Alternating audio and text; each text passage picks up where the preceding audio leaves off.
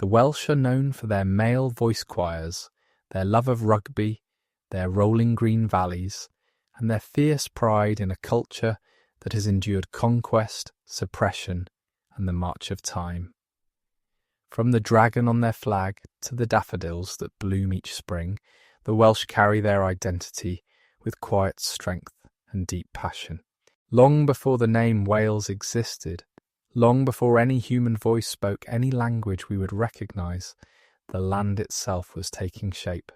Millions of years of geological forces carved the mountains and valleys that would become home to the Welsh people. The rocks beneath Welsh soil are among the oldest in Britain. Some date back over 500 million years, formed in ancient seas and pushed upward by the slow but relentless movement of the Earth's crust. The mountains of Snowdonia, known in Welsh as Eryri, were shaped by volcanic activity and then sculpted by glaciers during the Ice Ages. These glaciers carved deep valleys and left behind lakes that still shimmer in the Welsh landscape today. The highest peak, Snowdon itself, called Ir Wydfa in Welsh, rises to over 1,000 metres. It has been a landmark for as long as humans have lived in this region, a constant presence watching over the changing world below. When the last ice age ended around 12,000 years ago, the glaciers retreated and the climate warmed. Forests began to grow across the land. Oak, ash, elm and hazel spread across the hills and valleys. Animals returned to these new woodlands. Red deer, wild boar, wolves and bears roamed freely. And following these animals came the first human inhabitants. The earliest people to live in what is now Wales were hunter-gatherers. They moved with the seasons, following the herds of animals they hunted for food. They gathered nuts, berries and roots from the forests. They fished in rivers and along the coastline. They left behind few traces of their existence, but those traces tell us something of their lives. In the Gower Peninsula of South Wales, archaeologists discovered one of the most significant prehistoric finds in all of Britain. In a cave called Paviland Cave, they found the skeleton of a young man who had been buried with great care around 33,000 years ago. His bones had been stained red with ochre, a mineral pigment, and he had been laid to rest with jewellery made from shells and ivory. For many years, this skeleton was mistakenly called the Red Lady of Paviland because early researchers assumed it was a woman, but modern analysis has revealed that this was a young man, perhaps in his 20s, who was given a ceremonial burial that suggests complex beliefs about death and the afterlife.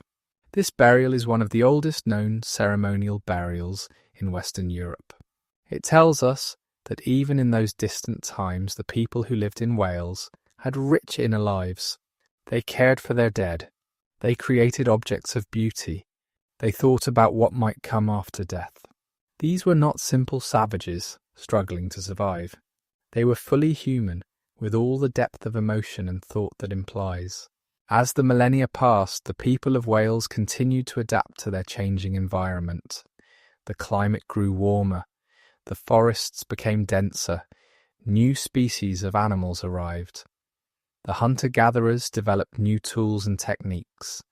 They crafted flint into sharp blades for cutting and scraping. They made spears for hunting.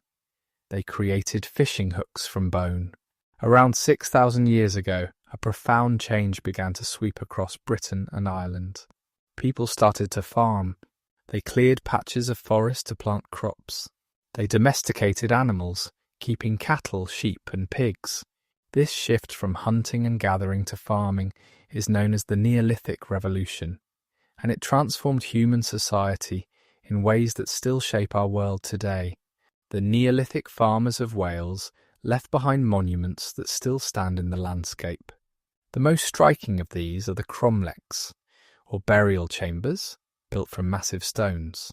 These structures, also called dolmens, consist of large upright stones supporting a huge capstone. The effort required to build them was enormous. The stones weigh many tons. Moving them and placing them in position required the coordinated labour of many people, One of the most famous of these monuments is Pentre Ifan in Pembrokeshire. This burial chamber dates back around 5,500 years. Its capstone, weighing over 16 tons, is balanced on 3 upright stones, creating an elegant and haunting structure that has survived the passage of millennia. When it was built, it would have been covered with an earthen mound, but the soil has long since eroded away, leaving the stones exposed to the sky. These burial chambers were not just graves. They were statements of belief and community. Building them required planning, organisation and shared purpose.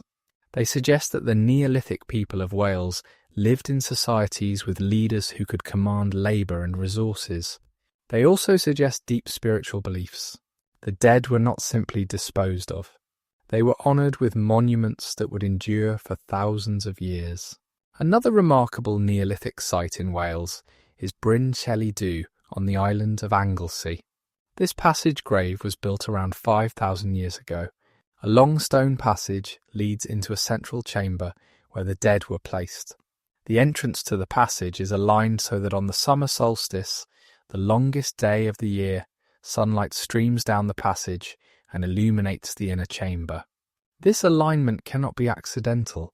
It tells us that the builders of Bryn Celyn Du observed the movements of the sun and incorporated this knowledge into their sacred architecture. The Neolithic period also saw the construction of stone circles and standing stones across Wales. These monuments are found throughout the country, from the mountains of the north to the valleys of the south. Some are simple single stones standing alone in fields. Others are elaborate circles of multiple stones, carefully arranged.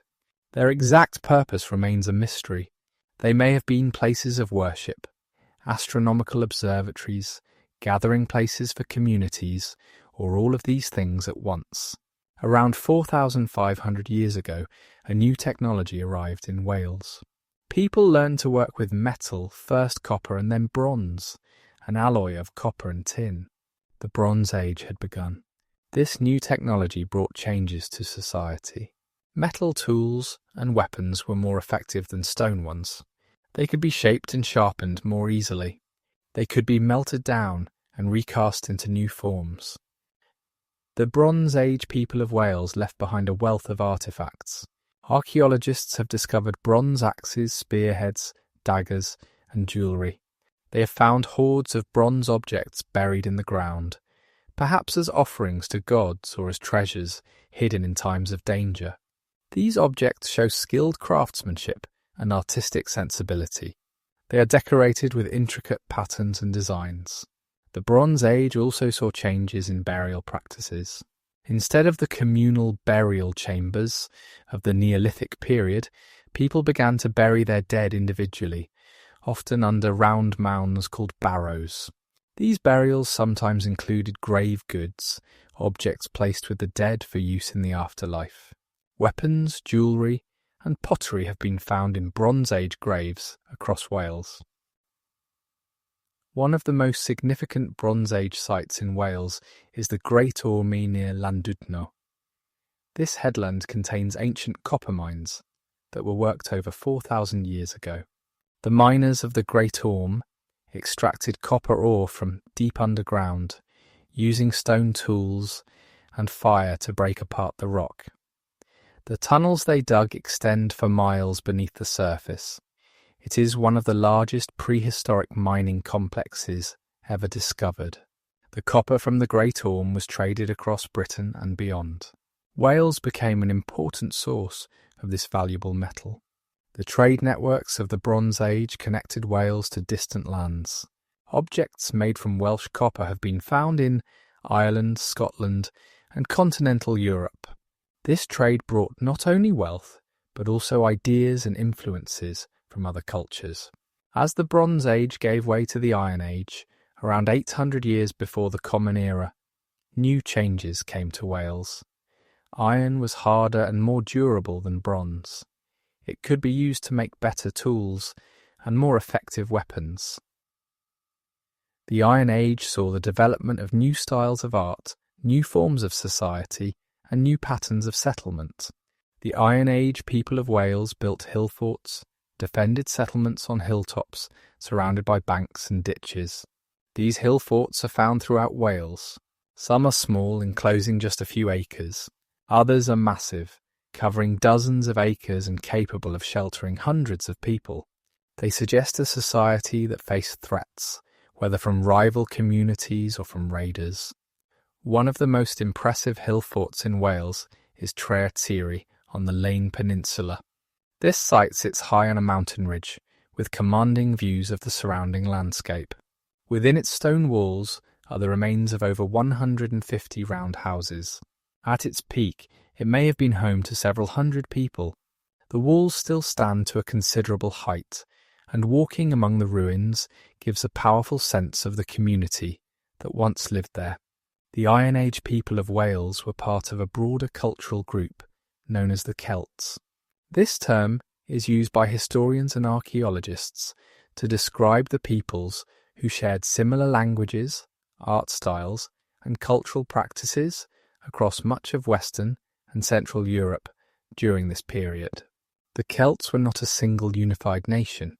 They were many different tribes and communities, each with their own leaders and traditions. But they shared enough in common that we can speak of a Celtic culture.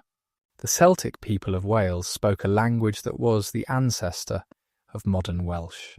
This language belonged to a family known as the Brythonic or Brittonic languages, which also included the ancestors of Cornish and Breton. The Celtic languages of Britain were related to but distinct from the Goidelic languages of Ireland, which gave rise to Irish, Scottish Gaelic, and Manx. The Celts of Wales and Britain are often called Britons. They were the people who gave Britain its name. They lived in tribal societies led by chiefs and warriors. They practiced a religion overseen by druids, priests who held great knowledge and power. They created beautiful metalwork, decorated with swirling patterns and stylized animal forms. They told stories and sang songs that would be passed down through generations. The Iron Age Britons of Wales lived in a world of competing tribes and shifting alliances. They farmed the land, raising crops and livestock. They hunted and fished.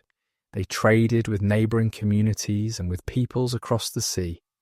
They built their hill forts and defended their territories. They worshipped their gods in sacred groves and at holy wells. This was the world that would soon face a challenge unlike any it had known before. Far to the south, across the sea, a great empire was expanding. Its legions had conquered Gaul, the land we now call France.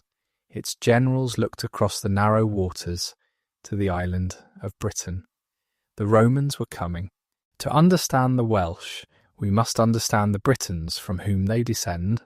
The Celtic Britons were the people who inhabited the island of Britain before the Roman conquest, and who continued to live there, adapting and enduring through all the changes that followed. The Welsh are the most direct descendants of these ancient Britons, and the Welsh language is the living continuation of the Brythonic tongue that once was spoken across much of the island. The Britons were not a single unified people. They were divided into many tribes, each with its own territory, its own leaders, and its own traditions. In what is now Wales, several powerful tribes made their home. In the north, the Ordovices controlled the mountainous regions of Snowdonia. In the west, the Demetae lived in the lands that would become Pembrokeshire and Carmarthenshire. In the southeast, the Silures were known as fierce warriors who would resist Roman invasion with particular determination. In the northeast, the Desiangli held territory along the coast. These tribes lived in a landscape that shaped their way of life. The mountains provided natural defences, but also made travel difficult. The valleys offered fertile land for farming. The rivers provided water for crops and livestock, fish for food, and routes for trade and communication. The coastline gave access to the sea, connecting the Britons of Wales to Ireland, to Cornwall, to Brittany, and to lands beyond. The society of the Britons was hierarchical. At the top were the chiefs and kings, warriors who led their people in battle, and governed in times of peace. Below them were the nobles, landowners who owed allegiance to their chiefs. Then came the free farmers, who worked the land and raised livestock. At the bottom were slaves, people captured in war or born into bondage, who had few rights and belonged to their masters. The Druids held a special place in this society. They were the priests, the judges, the keepers of knowledge. They memorized vast amounts of law, including religious teachings, legal codes, genealogies, and stories. They conducted sacrifices and rituals to honor the gods. They settled disputes and interpreted the law. They advised chiefs and kings.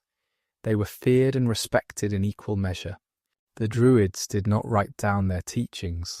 They believed that sacred knowledge should be memorized, not recorded. This means that much of what we know about Druidic beliefs comes from outside observers, particularly Roman writers who had their own biases and misunderstandings. But we know that the Druids believed in the immortality of the soul. They believed that after death the soul passed into another body.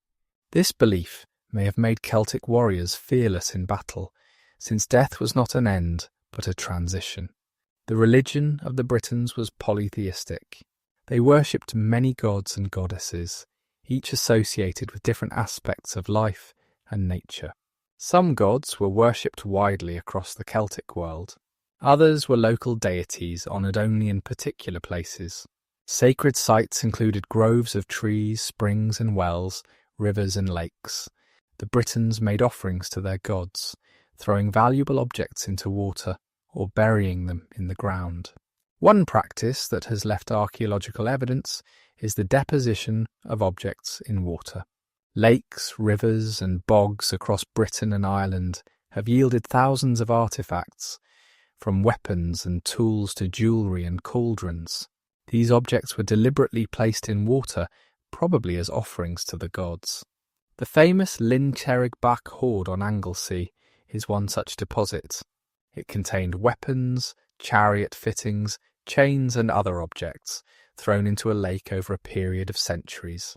The Britons were skilled metalworkers. They created beautiful objects in bronze, iron and gold.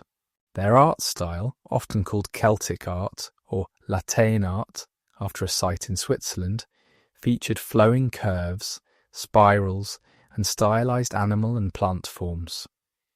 This art decorated weapons, jewellery, mirrors and other objects.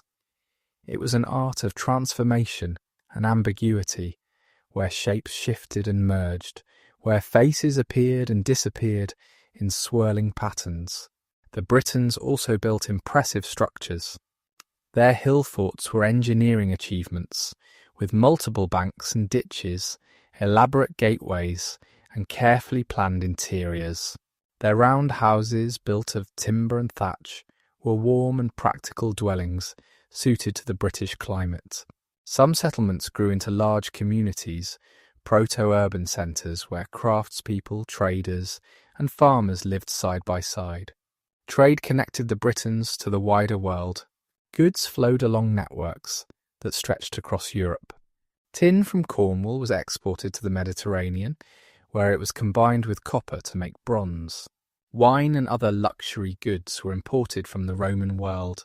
Ideas and influences travelled along these trade routes, bringing new technologies, new art styles, and new beliefs. The Britons were also farmers. They grew wheat, barley, and oats. They raised cattle, sheep, pigs, and horses. They used iron ploughs to work the soil, and iron sickles to harvest their crops. They stored grain in pits and in raised granaries. They preserved meat by salting and smoking. Their diet was supplemented by hunting, fishing, and gathering wild foods. Warfare was an important part of Britain's society. Chiefs gained prestige through military success.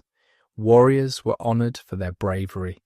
Cattle raiding was common, a way for young men to prove themselves and for communities to acquire wealth. Larger conflicts between tribes could involve hundreds or even thousands of warriors. The Britons fought with swords, spears, and shields. Some rode chariots into battle a practice that had largely died out in continental Europe but persisted in Britain. The chariot was a symbol of status and skill. Driving a chariot in battle required expert horsemanship and coordination between the driver and the warrior. Roman observers were impressed and somewhat alarmed by the chariot tactics of the Britons. The charioteers would dash across the battlefield, hurling javelins and creating chaos before dismounting to fight on foot. The Britons also practiced head hunting. The head was believed to be the seat of the soul, and taking the head of a defeated enemy was a way of capturing their power. Heads were displayed as trophies hung from the necks of horses or mounted on doorposts. This practice horrified Roman observers, who considered it barbaric, but to the Britons it was a sacred act with deep religious significance. The society of the Britons was held together by bonds of kinship and obligation. Families were the basic unit of social organisation. Extended families formed clans, and clans formed tribes. Loyalty to one's kin was paramount. Blood feuds could last for generations. Hospitality was a sacred duty. A guest was under the protection of their host, and could not be harmed without bringing shame and retribution. The bards were the poets and storytellers of Britain society. They composed verses praising their patrons, celebrating victories, and mourning the dead. They preserved the histories and genealogies of the tribes. They entertained at feasts with tales of heroes and gods. The bardic tradition would continue in Wales for centuries, evolving but never disappearing until it became one of the defining features of Welsh culture. The Britons lived in a world that was about to change forever. In the year 55 before the Common Era, Julius Caesar led a Roman expedition across the Channel to Britain. It was a reconnaissance in force, not a full invasion. Caesar came, saw, and withdrew, but he returned the following year with a larger army. He defeated several British tribes and extracted promises of tribute before returning to Gaul. For nearly a century after Caesar's expeditions, Britain remained outside the Roman Empire. Trade continued between Britain and the Roman world. Some British chiefs allied themselves with Rome, while others remained independent. The Romans had other concerns, civil wars and frontier conflicts, that demanded their attention. But Britain was not forgotten. It was known as a land of wealth, with tin, gold, grain and slaves. It was also a refuge for rebels and druids who fled Roman rule in Gaul. In the year 43 of the Common Era, the Emperor Claudius ordered a full-scale invasion of Britain. 4 legions crossed the Channel, along with auxiliary troops, perhaps 40,000 soldiers in all. They landed in Kent and began their conquest. The Britons resisted, but they were divided. Some tribes submitted quickly, seeing advantage in alliance with Rome.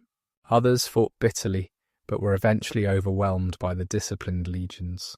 The conquest of Britain would take decades. The lowlands of the south and east fell relatively quickly, but the highlands of the west and north proved more difficult. The tribes of Wales, particularly the Silures and the Ordovices, resisted fiercely. The Romans would have to fight hard to bring these lands under their control. The story of the Britons does not end with the Roman conquest. They did not disappear. They adapted, as peoples always do. They learned Latin, but continued to speak their own language. They adopted Roman customs, but preserved their own traditions. They built towns and villas in the Roman style, but also continued to live in their round houses. They worshipped Roman gods, but also honoured their own deities. And when the Romans eventually left, the Britons remained. They faced new challenges, new invaders, new pressures, but they endured. In Wales, they held on to their language and their identity when much of the rest of Britain was transformed by Anglo-Saxon settlement. They became the Welsh, the people who call themselves Cymry, the fellow countrymen. They are the living descendants of the ancient Britons, and their story is a continuation of a tale that began thousands of years ago. The Celtic heritage of Wales is not just a matter of ancient history. It is alive today in the Welsh language, in Welsh music and poetry, in Welsh place names and personal names, in the very identity of the Welsh people. When a Welsh speaker says, Cymru am byth, Wales forever, they are speaking a language that has been spoken in this land for over 2,000 years. They are expressing a loyalty and a love that connects them to countless generations who came before. This is the foundation upon which the story of the Welsh is built. The ancient Britons, with their druids and bards, their hill forts and chariots, their gods and their art, are the ancestors of the Welsh. Their world was transformed by Roman conquest, but it was not destroyed. It evolved, it changed, it adapted, and from that evolution came the Welsh nation that we know today. The Roman conquest of Wales was neither swift nor easy. The tribes of Wales resisted the invaders with a determination that earned them a fearsome reputation. The mountains and valleys that had sheltered the Welsh people for centuries now became the terrain of guerrilla warfare, where Roman legions struggled against enemies who knew every path and hiding place. The Silures of southeast Wales were particularly formidable opponents. The Roman historian Tacitus described them as a powerful and warlike tribe who could not be subdued by either force or clemency. Their territory, in what is now Monmouthshire and Glamorgan, was a land of forests and hills that favoured defensive warfare. The Silures harassed Roman forces, ambushed supply columns, and refused to submit even after devastating defeats. Leading the British resistance was Caratacus, a prince of the Catuvalauni tribe from southeastern Britain. After his homeland fell to the Romans, Caratacus fled west and became the leader of the resistance in Wales. For nearly a decade, he coordinated the efforts of the Welsh tribes against the invaders. He was a charismatic leader who inspired his followers to continue fighting against overwhelming odds. In the year 51 of the Common Era, Caratacus made his final stand. He chose his ground carefully, a hillside in the territory of the Ordovices, where the terrain would favour his forces. But the Romans were experienced soldiers, and their discipline and tactics proved decisive. The British position was stormed. Caratacus escaped the battlefield, but was betrayed by Cartimandua, queen of the Brigantes tribe in northern England, who handed him over to the Romans. Caratacus was taken to Rome in chains, paraded through the streets as a trophy of conquest. But his bearing impressed the Emperor Claudius. According to Tacitus, Caratacus addressed the emperor with dignity, asking why the Romans, who had so much, would covet the humble dwellings of the Britons. Claudius was moved by his words and spared his life. Caratacus lived out his days in Rome, a captive but a respected one. The capture of Caratacus did not end the resistance. The Silures continued to fight. They defeated a Roman legion in battle, killing the camp prefect and many soldiers. The Roman governor Ostorius Scapula died, worn out by the endless warfare. His successor struggled to contain the Silures, who seemed impossible to defeat completely. It was not until the governorship of Sextus Julius Frontinus, who arrived in Britain around the year 74, that the Silures were finally subdued. Frontinus was a capable general and administrator. He built a network of roads and forts that allowed Roman forces to control the territory. The legionary fortress at Isca, modern Caerleon, became the headquarters for the Roman military presence in South Wales. The 2nd Legion Augusta was stationed there, and the fortress grew into a substantial settlement. The conquest of North Wales came a few years later, under the governor Gnaeus Julius Agricola. Agricola launched a campaign against the Ordovices around the year 78. He also targeted the island of Anglesey, known to the Romans as Mona.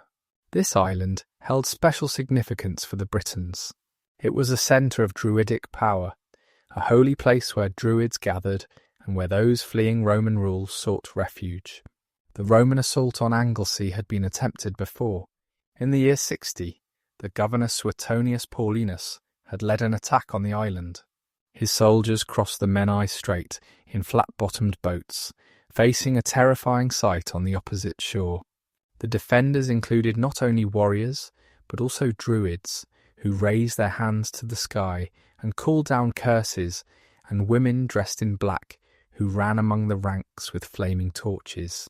The Roman soldiers were momentarily paralysed by fear, but their officers rallied them, reminding them that it was shameful to be frightened by women and fanatics.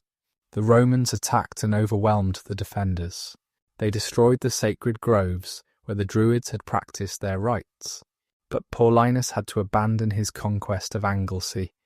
News reached him of a catastrophic rebellion in the east. Boudicca, queen of the Iceni tribe, had risen against Roman rule. Her revolt would burn Colchester, London, and St Albans before being crushed. By the time Paulinus had dealt with Boudicca, his term as governor was ending, and the conquest of Anglesey remained incomplete. Agricola finished what Paulinus had started. He conquered Anglesey and broke the power of the Ordovices. With the fall of Anglesey, the last major centre of Druidic resistance was destroyed. The Druids, as an organised priesthood, disappeared from history, though their influence may have lingered in folk traditions and beliefs. With the conquest complete, Wales became part of the Roman province of Britannia. The Romans did not simply occupy the land, they transformed it. They built roads that connected Wales to the rest of Britain and to the wider empire. These roads were engineering marvels, straight and well-drained, capable of moving troops and goods efficiently.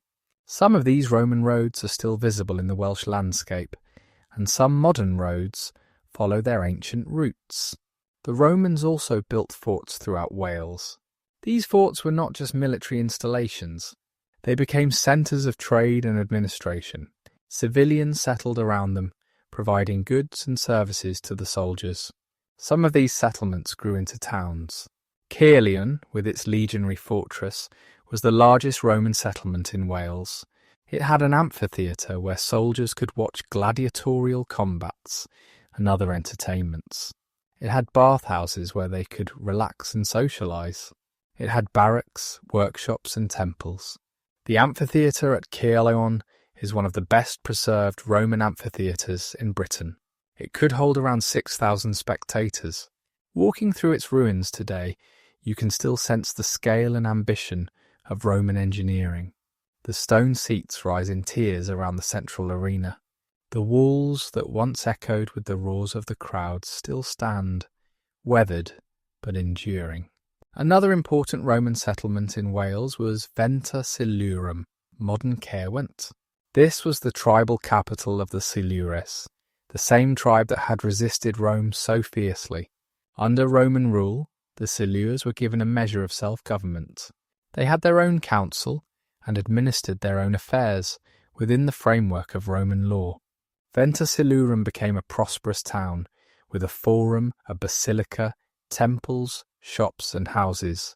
The town walls, built in the late Roman period, still stand to an impressive height. They are among the best preserved Roman town walls in all of northern Europe. Walking along them today, you can trace the outline of the ancient town and imagine the bustling life that once filled its streets. The Romans brought new technologies and new ways of life to Wales. They introduced new crops, including vegetables like cabbage and carrots that had not been grown in Britain before. They brought new breeds of livestock. They introduced the potter's wheel, allowing for the mass production of pottery.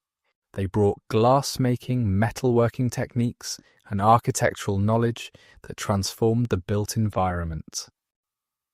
Roman villas appeared in the more fertile lowland areas of Wales, particularly in the south. These were country estates, often built around a central courtyard with heated rooms, mosaic floors and painted walls. The villa at Llantwit Major in the Vale of Glamorgan is one example. It was a substantial building with over 40 rooms, including bathhouses and heated living quarters. The people who lived in such villas were likely wealthy Britons who had adopted Roman ways or perhaps Romans who had married into local families. But Roman influence was not uniform across Wales. In the mountainous regions of the north and west, traditional ways of life continued with less change. The round houses of the Iron Age remained common. The local population continued to speak their Brythonic language, even as they learned some Latin for trade and administration. The Romans ruled Wales, but they did not completely transform it. The Roman army remained a constant presence in Wales throughout the occupation. The legionary fortress at Caerleon was garrisoned for over 200 years. Auxiliary forts were scattered across the country, manned by soldiers from across the empire. These soldiers came from many lands. Inscriptions found in Wales record soldiers from Spain, Gaul, Germany, and even distant Syria. The Roman army was a multicultural institution, and it brought people from across the known world to the hills of Wales. Religion in Roman Wales was a blend of traditions. The Romans were generally tolerant of local religions, as long as they did not threaten Roman authority. The Druids had been suppressed because they were seen as a focus of resistance, but other aspects of British religion continued. Local gods were often identified with Roman equivalents. The British god Nodens, associated with healing and hunting, was worshipped at a temple complex at Lydney in Gloucestershire, just across the border from Wales. Inscriptions and offerings show that both Britons and Romans visited this shrine. The Romans also brought their own gods to Wales. Temples to Jupiter, Mars, and other Roman deities were built in the towns and forts. The mystery religions of the East, including the cult of Mithras, popular among soldiers, also found followers. Later, Christianity would spread through the Roman Empire and reach Wales, though its impact during the Roman period was probably limited. Mining was an important activity in Roman Wales. The Romans were interested in the mineral wealth of Britain, and Wales had significant deposits of gold, lead, and copper. The gold mines at Dolaucothi in Carmarthenshire were worked extensively during the Roman period. This is the only known Roman gold mine in Britain. The Romans used sophisticated techniques, including aqueducts to bring water for washing the ore and underground galleries to follow the veins of gold. The scale of the operation suggests that it was imperially controlled, with the profits going to the Roman state. Lead was mined in several locations in Wales, particularly in the northeast. Lead was valuable for many purposes, including making pipes for water systems, roofing, and producing pewter. Silver was often extracted from lead ore, adding to its value. The lead mines of Wales contributed to the Roman economy and connected this remote province to the wider imperial system. Life in Roman Wales was not without its challenges. The climate was wet and cold by Mediterranean standards. The terrain was difficult. The native population, though subdued, never fully embraced Roman rule. There were occasional uprisings and disturbances that required military attention. The garrison in Wales remained substantial throughout the Roman period, a sign that the province was never considered fully pacified. The 3rd century brought troubles to the Roman Empire as a whole. Civil wars, economic crises, and barbarian invasions shook the foundations of Roman power. Britain was affected by these troubles. Usurpers rose and fell. The province was sometimes cut off from the central government, but life in Wales continued, adapting to the changing circumstances. In the late 3rd century, the Romans reorganised their defences in Britain. A new military command, the Count of the Saxon Shore, was established to defend the eastern and southern coasts against raids by Germanic pirates. In Wales, forts were refurbished and new defensive measures were taken. The town walls of Caerwent may have been built or strengthened during this period. The 4th century saw a revival of Roman power in Britain. The province was reorganised into multiple smaller provinces for administrative efficiency. Christianity became the official religion of the empire, and its influence spread. Churches were built and bishops were appointed. Wales, too, felt the influence of the new faith, though the evidence for 4th century Christianity in Wales is limited. As the 4th century drew to a close, the Roman Empire faced mounting pressures. Germanic tribes were pushing across the frontiers in Europe. The western half of the empire was weakening. Britain, at the edge of the Roman world, was increasingly vulnerable.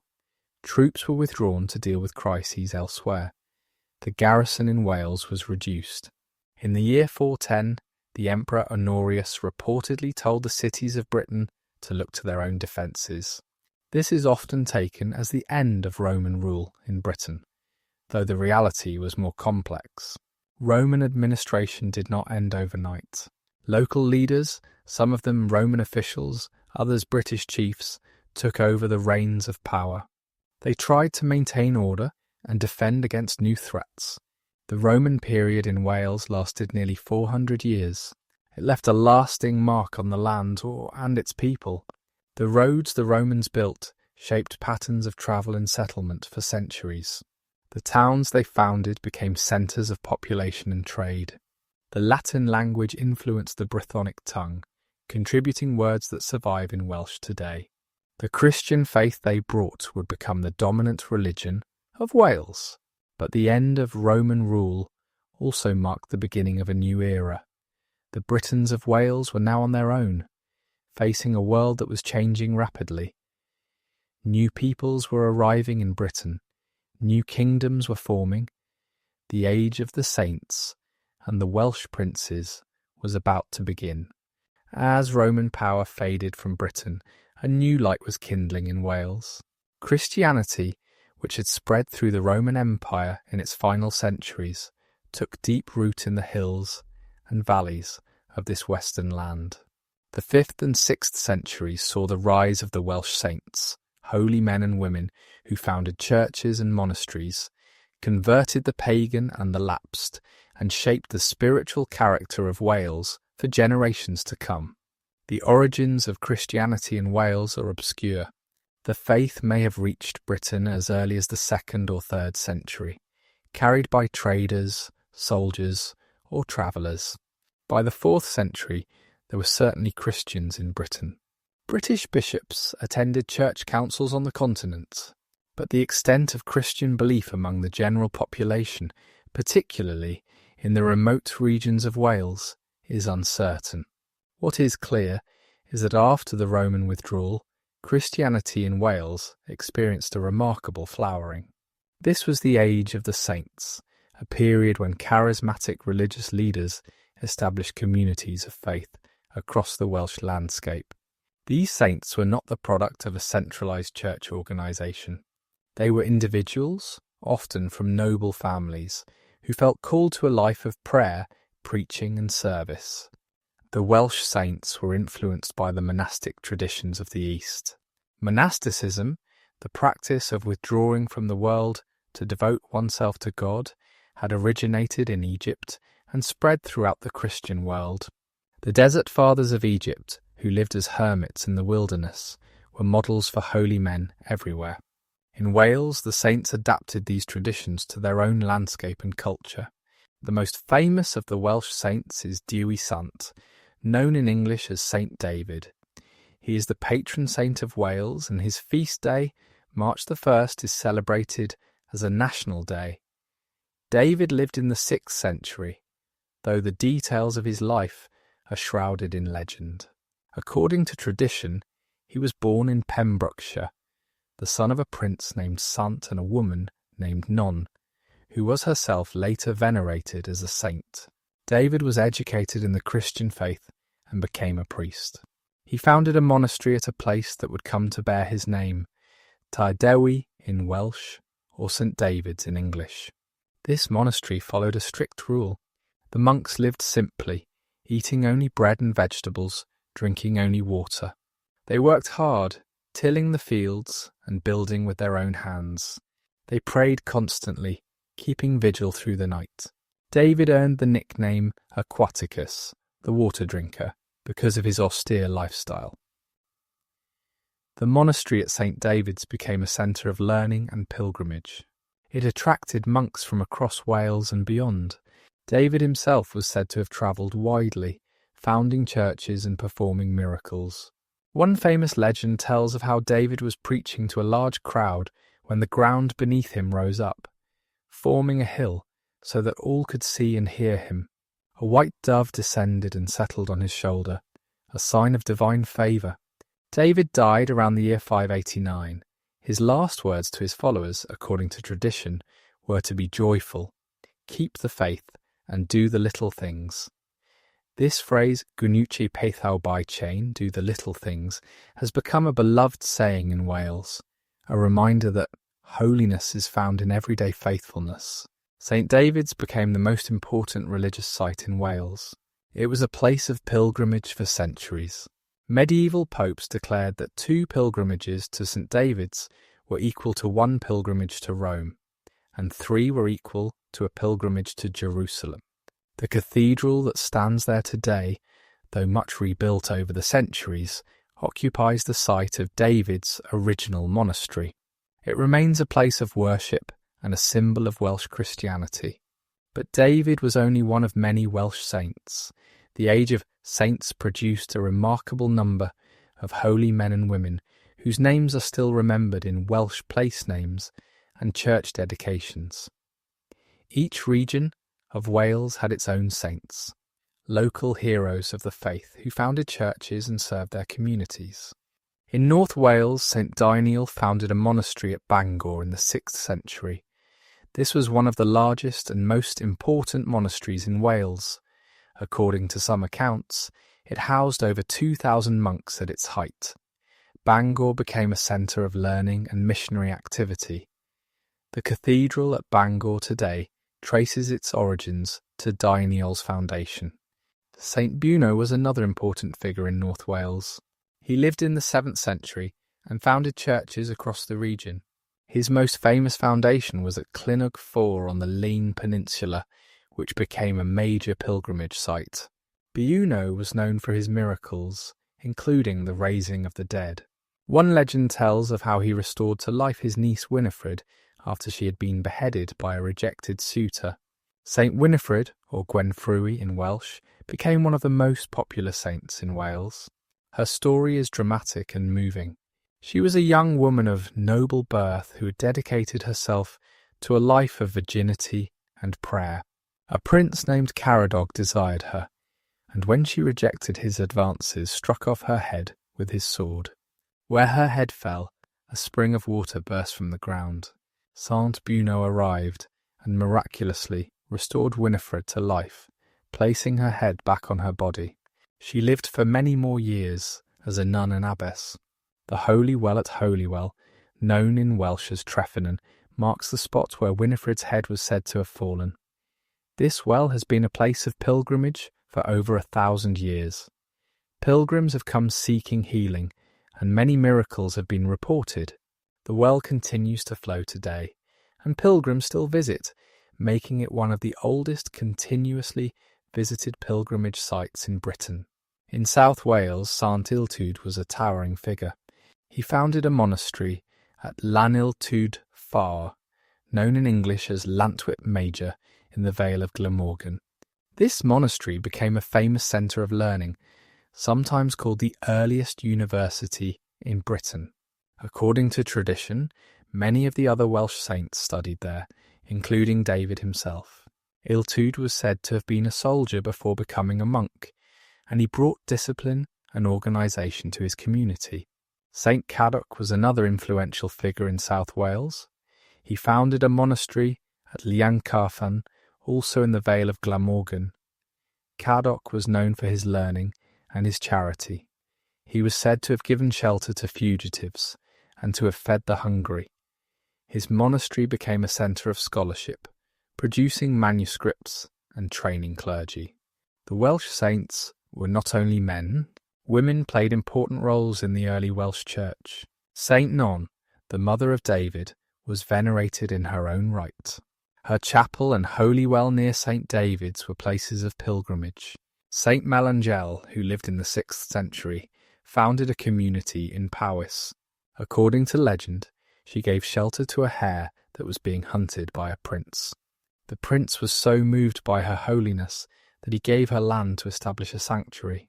Melangel became the patron saint of hares and other small animals, and her church at Pennant Melangel remains a place of pilgrimage. The monasteries founded by the Welsh saints were not like the great abbeys of later medieval Europe. They were simpler, more austere communities. The monks lived in small cells, often made of wood or wattle and daub. They gathered for prayer in simple churches. They worked the land, growing their own food. Tioto, Hay copied manuscripts, preserving the learning of the ancient world and creating new works of theology, poetry, and history. These monasteries were also centres of education. Young men came to study scripture, Latin, and other subjects. Some went on to become priests and monks themselves. Others returned to secular life, carrying the learning they had gained into the wider world. The monasteries helped to preserve literacy and learning during a period when much of Europe was in turmoil. The Welsh church of this period had its own distinctive character. It was not yet fully integrated into the Roman Church hierarchy. The bishops of Wales did not look to Rome for authority in the same way that bishops in other parts of Europe did. There were differences in practice, including the method of calculating the date of Easter and the style of the tonsure worn by monks. These differences would later become points of contention when the Roman Church sought to bring the Celtic churches into conformity. The saints also shaped the Welsh landscape in lasting ways. The churches they founded became the nuclei of villages and towns. The place names of Wales are filled with references to the saints. Names beginning with Llan, which means an enclosed sacred space or church, are followed by the name of a saint. Llandudno, Llanelli, Llangollen, Llanberis, and hundreds of other places bear witness to the saints who founded churches there. The Age of Saints also saw the development of a distinctive Welsh Christian culture. The monks and clergy wrote in Latin, but they also used the Welsh language. Some of the earliest surviving texts in Welsh date from this period, including poetry and religious writings. The bardic tradition, which had roots in the pre-Christian era, was adapted to serve Christian purposes. Poets praised not only kings and warriors, but also saints and God. The cross became a powerful symbol in Welsh Christianity. Stone crosses were erected at churches and holy sites. Some of these crosses were elaborately carved with intricate patterns and biblical scenes. They served as markers of sacred space, as memorials to the dead, and as objects of devotion. Many of these early medieval crosses survive, weathered but still impressive, standing in churchyards and fields across Wales. The Age of Saints was also a time of connection with the wider Celtic world. Welsh saints travelled to Ireland, Cornwall, Brittany, and Scotland. Irish and Breton saints came to Wales. There was a shared culture of Celtic Christianity that crossed the seas and linked these lands together. The sea was not a barrier, but a highway, and the Celtic saints were great travellers. This period laid the foundations for Welsh Christianity that would endure for centuries. The saints became the heroes of Welsh faith. Their stories told and retold, their relics venerated, their feast days celebrated. The monasteries they founded became the institutions that preserved learning and maintained the faith through difficult times. The churches they established became the parish churches that served communities for generations. The Age of Saints was coming to an end by the 7th and 8th centuries. New challenges were emerging. The Anglo-Saxons, who had been settling in eastern Britain, were expanding westward. The Welsh kingdoms were forming and competing for power. The Vikings would soon appear on the horizon, but the legacy of the saints remained, a spiritual foundation upon which Welsh identity would continue to be built. As the Roman Empire faded and the Age of Saints flourished, Wales was not a single unified nation. It was a land of many kingdoms, each with its own ruling dynasty, its own territory, and its own ambitions. These kingdoms rose and fell, expanded and contracted, fought and allied with one another in a complex dance of power that lasted for centuries. Understanding these kingdoms is essential to understanding the story of the Welsh. The political landscape of early medieval Wales was shaped by geography. The mountains and valleys that give Wales its distinctive character also created natural boundaries between regions. Travel was difficult. Communication was slow. Local identities were strong. In this environment, multiple kingdoms emerged, each centred on a particular region and ruled by a dynasty that claimed descent from ancient British kings or legendary figures.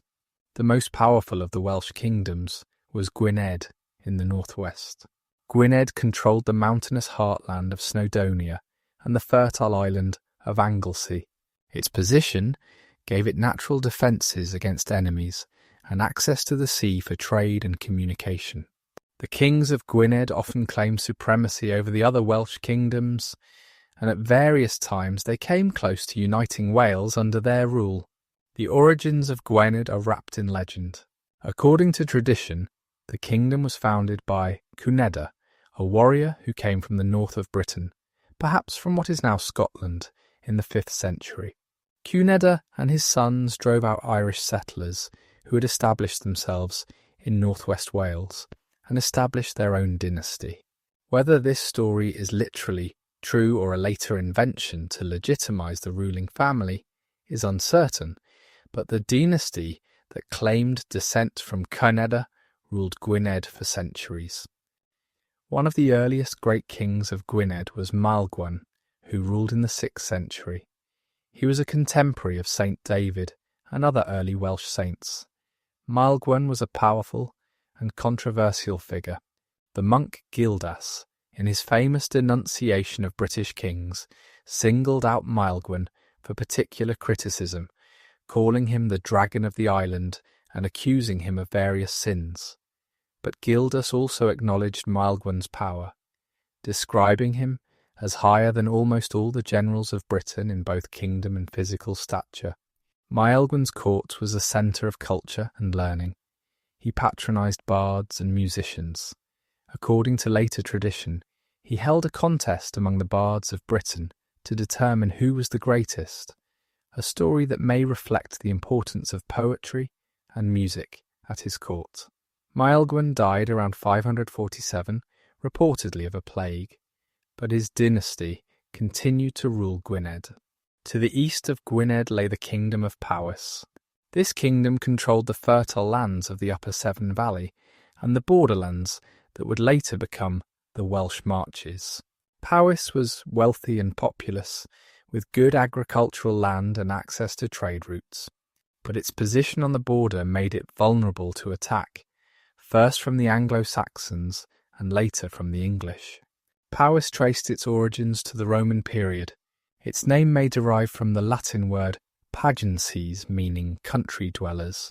The kingdom was centred on the old Roman town of Vericonium, modern Wroxeter in Shropshire, which remained occupied into the post-Roman period. As the Anglo-Saxons expanded westward, Powys gradually lost territory, and its centre shifted further into the Welsh hills. One of the most famous rulers of Powys was Cyndyllan, a 7th century king whose death and the destruction of his hall are mourned in a famous early Welsh poem. The poem describes the burning of Cyndyllan's hall and the grief of his sister Heled, who wanders through the ruins, lamenting her loss. This poem, known as Canu Heled, is one of the masterpieces of early Welsh literature, and it gives us a glimpse of the violence and sorrow that marked this period of Welsh history. In the southwest, the kingdom of Dyfed occupied the region that is now Pembrokeshire, and parts of Carmarthenshire and Ceredigion. Dyfed had strong connections to Ireland. According to tradition, an Irish dynasty called the Daci had settled in the region in the late Roman or early post-Roman period. Irish influence is evident in the Ogham inscriptions found in this part of Wales, stones carved with a writing system used in Ireland. Dyfed was eventually absorbed into a larger kingdom called Deheubarth, which became one of the three major kingdoms of medieval Wales alongside Gwynedd and Powys. Deheubarth, whose name means the southern part, was formed in the 10th century through the union of several smaller kingdoms. It controlled much of South and West Wales and was a significant power in Welsh politics. The founder of Deheubarth as a major kingdom was Llywelyn Llywelyn the Good, who ruled in the first half of the 10th century. Llywelyn was one of the most remarkable figures in Welsh history. He succeeded in uniting most of Wales under his rule, either directly or through alliances.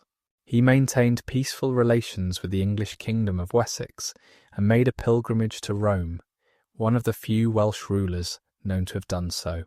Llywelyn is most famous for his laws. The laws of Llywelyn DDA, as they came to be known, were a codification of Welsh legal customs and practices.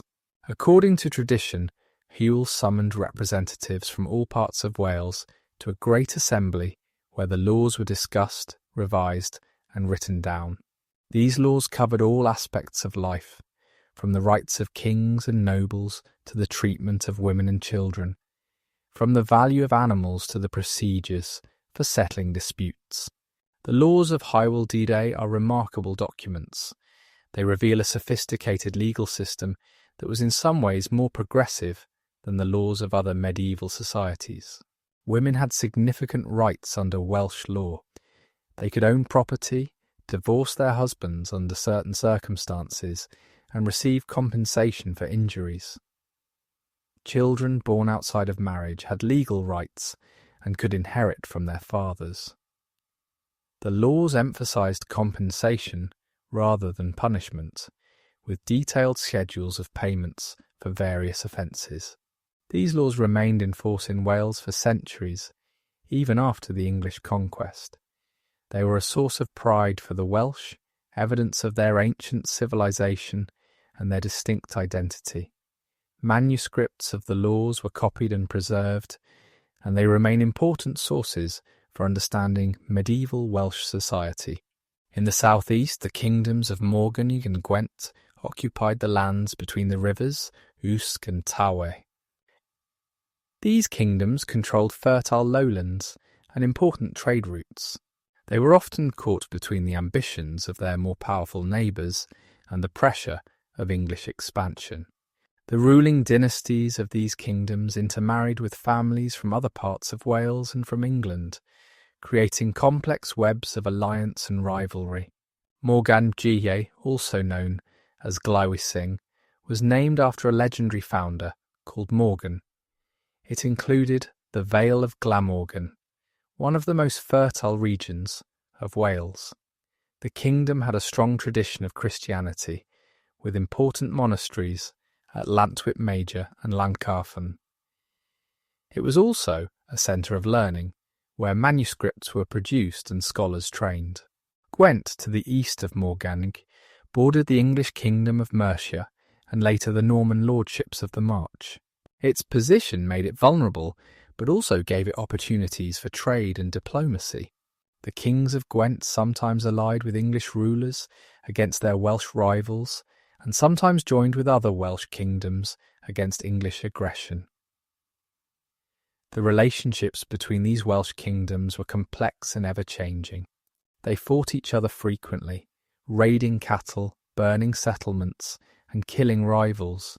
But they also formed alliances, intermarried, and occasionally united against common enemies.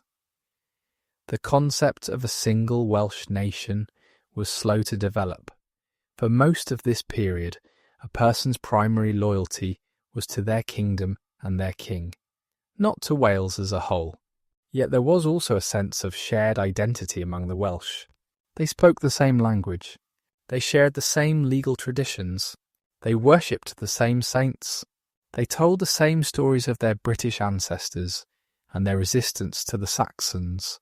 The bards who travelled from court to court helped to create and maintain this sense of common culture.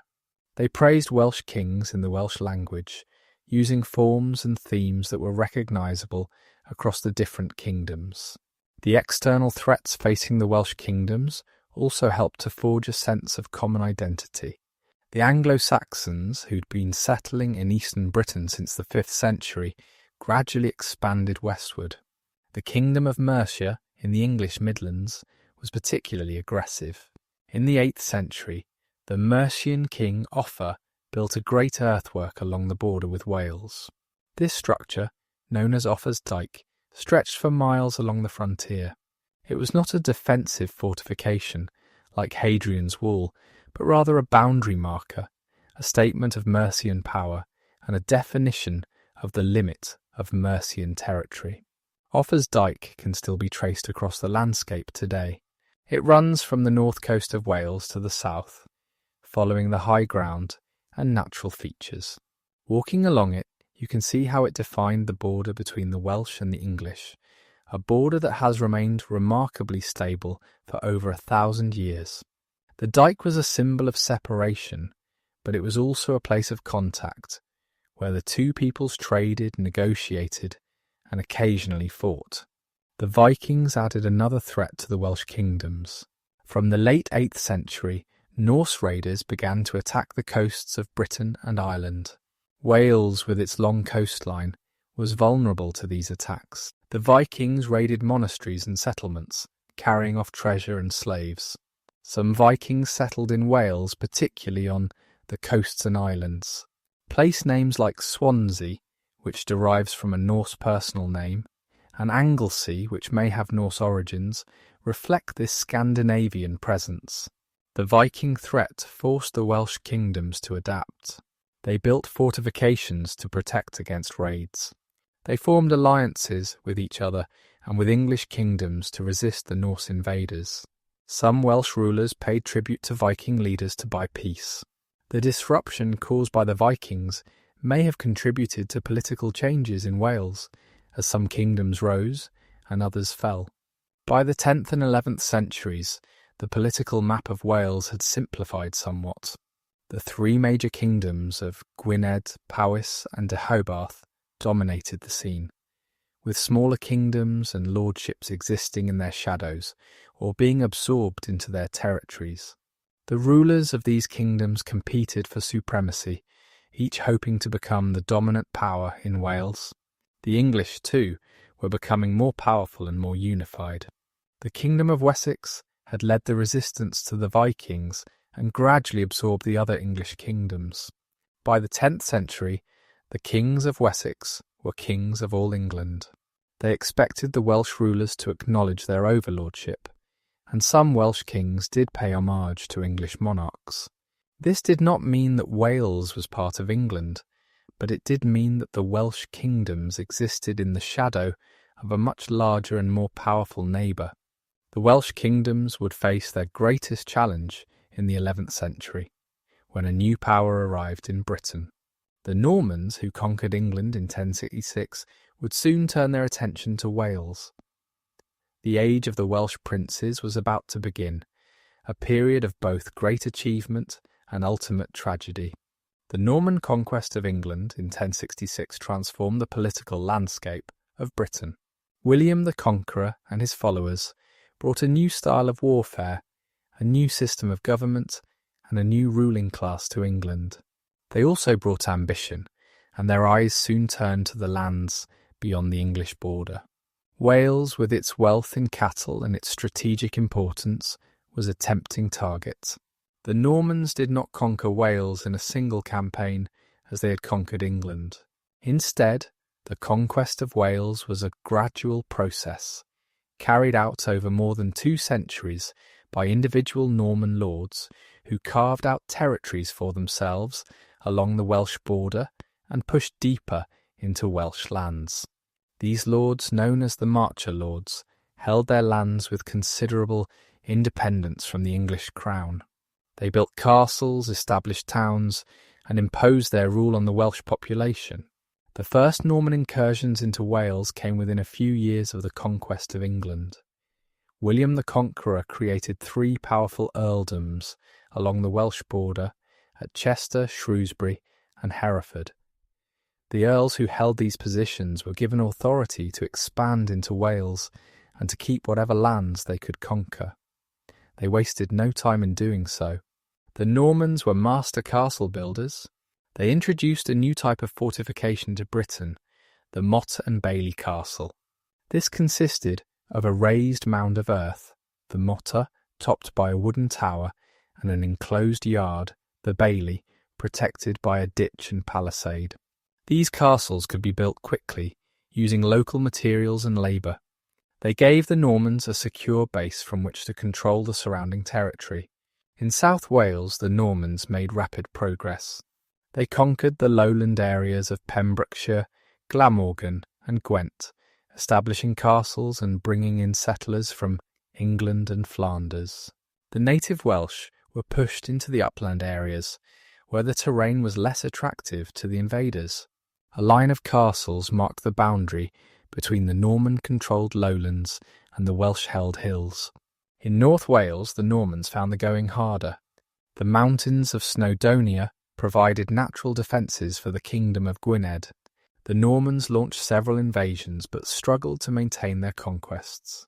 The Welsh, fighting on their own terrain, proved formidable opponents.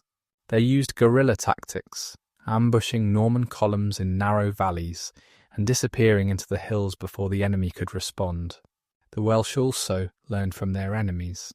They adopted some Norman military techniques, including the use of castles. Welsh princes built their own fortifications, though these were often simpler than the great stone castles of the Normans. They also maintained their traditional strengths, including mobile infantry armed with spears and bows.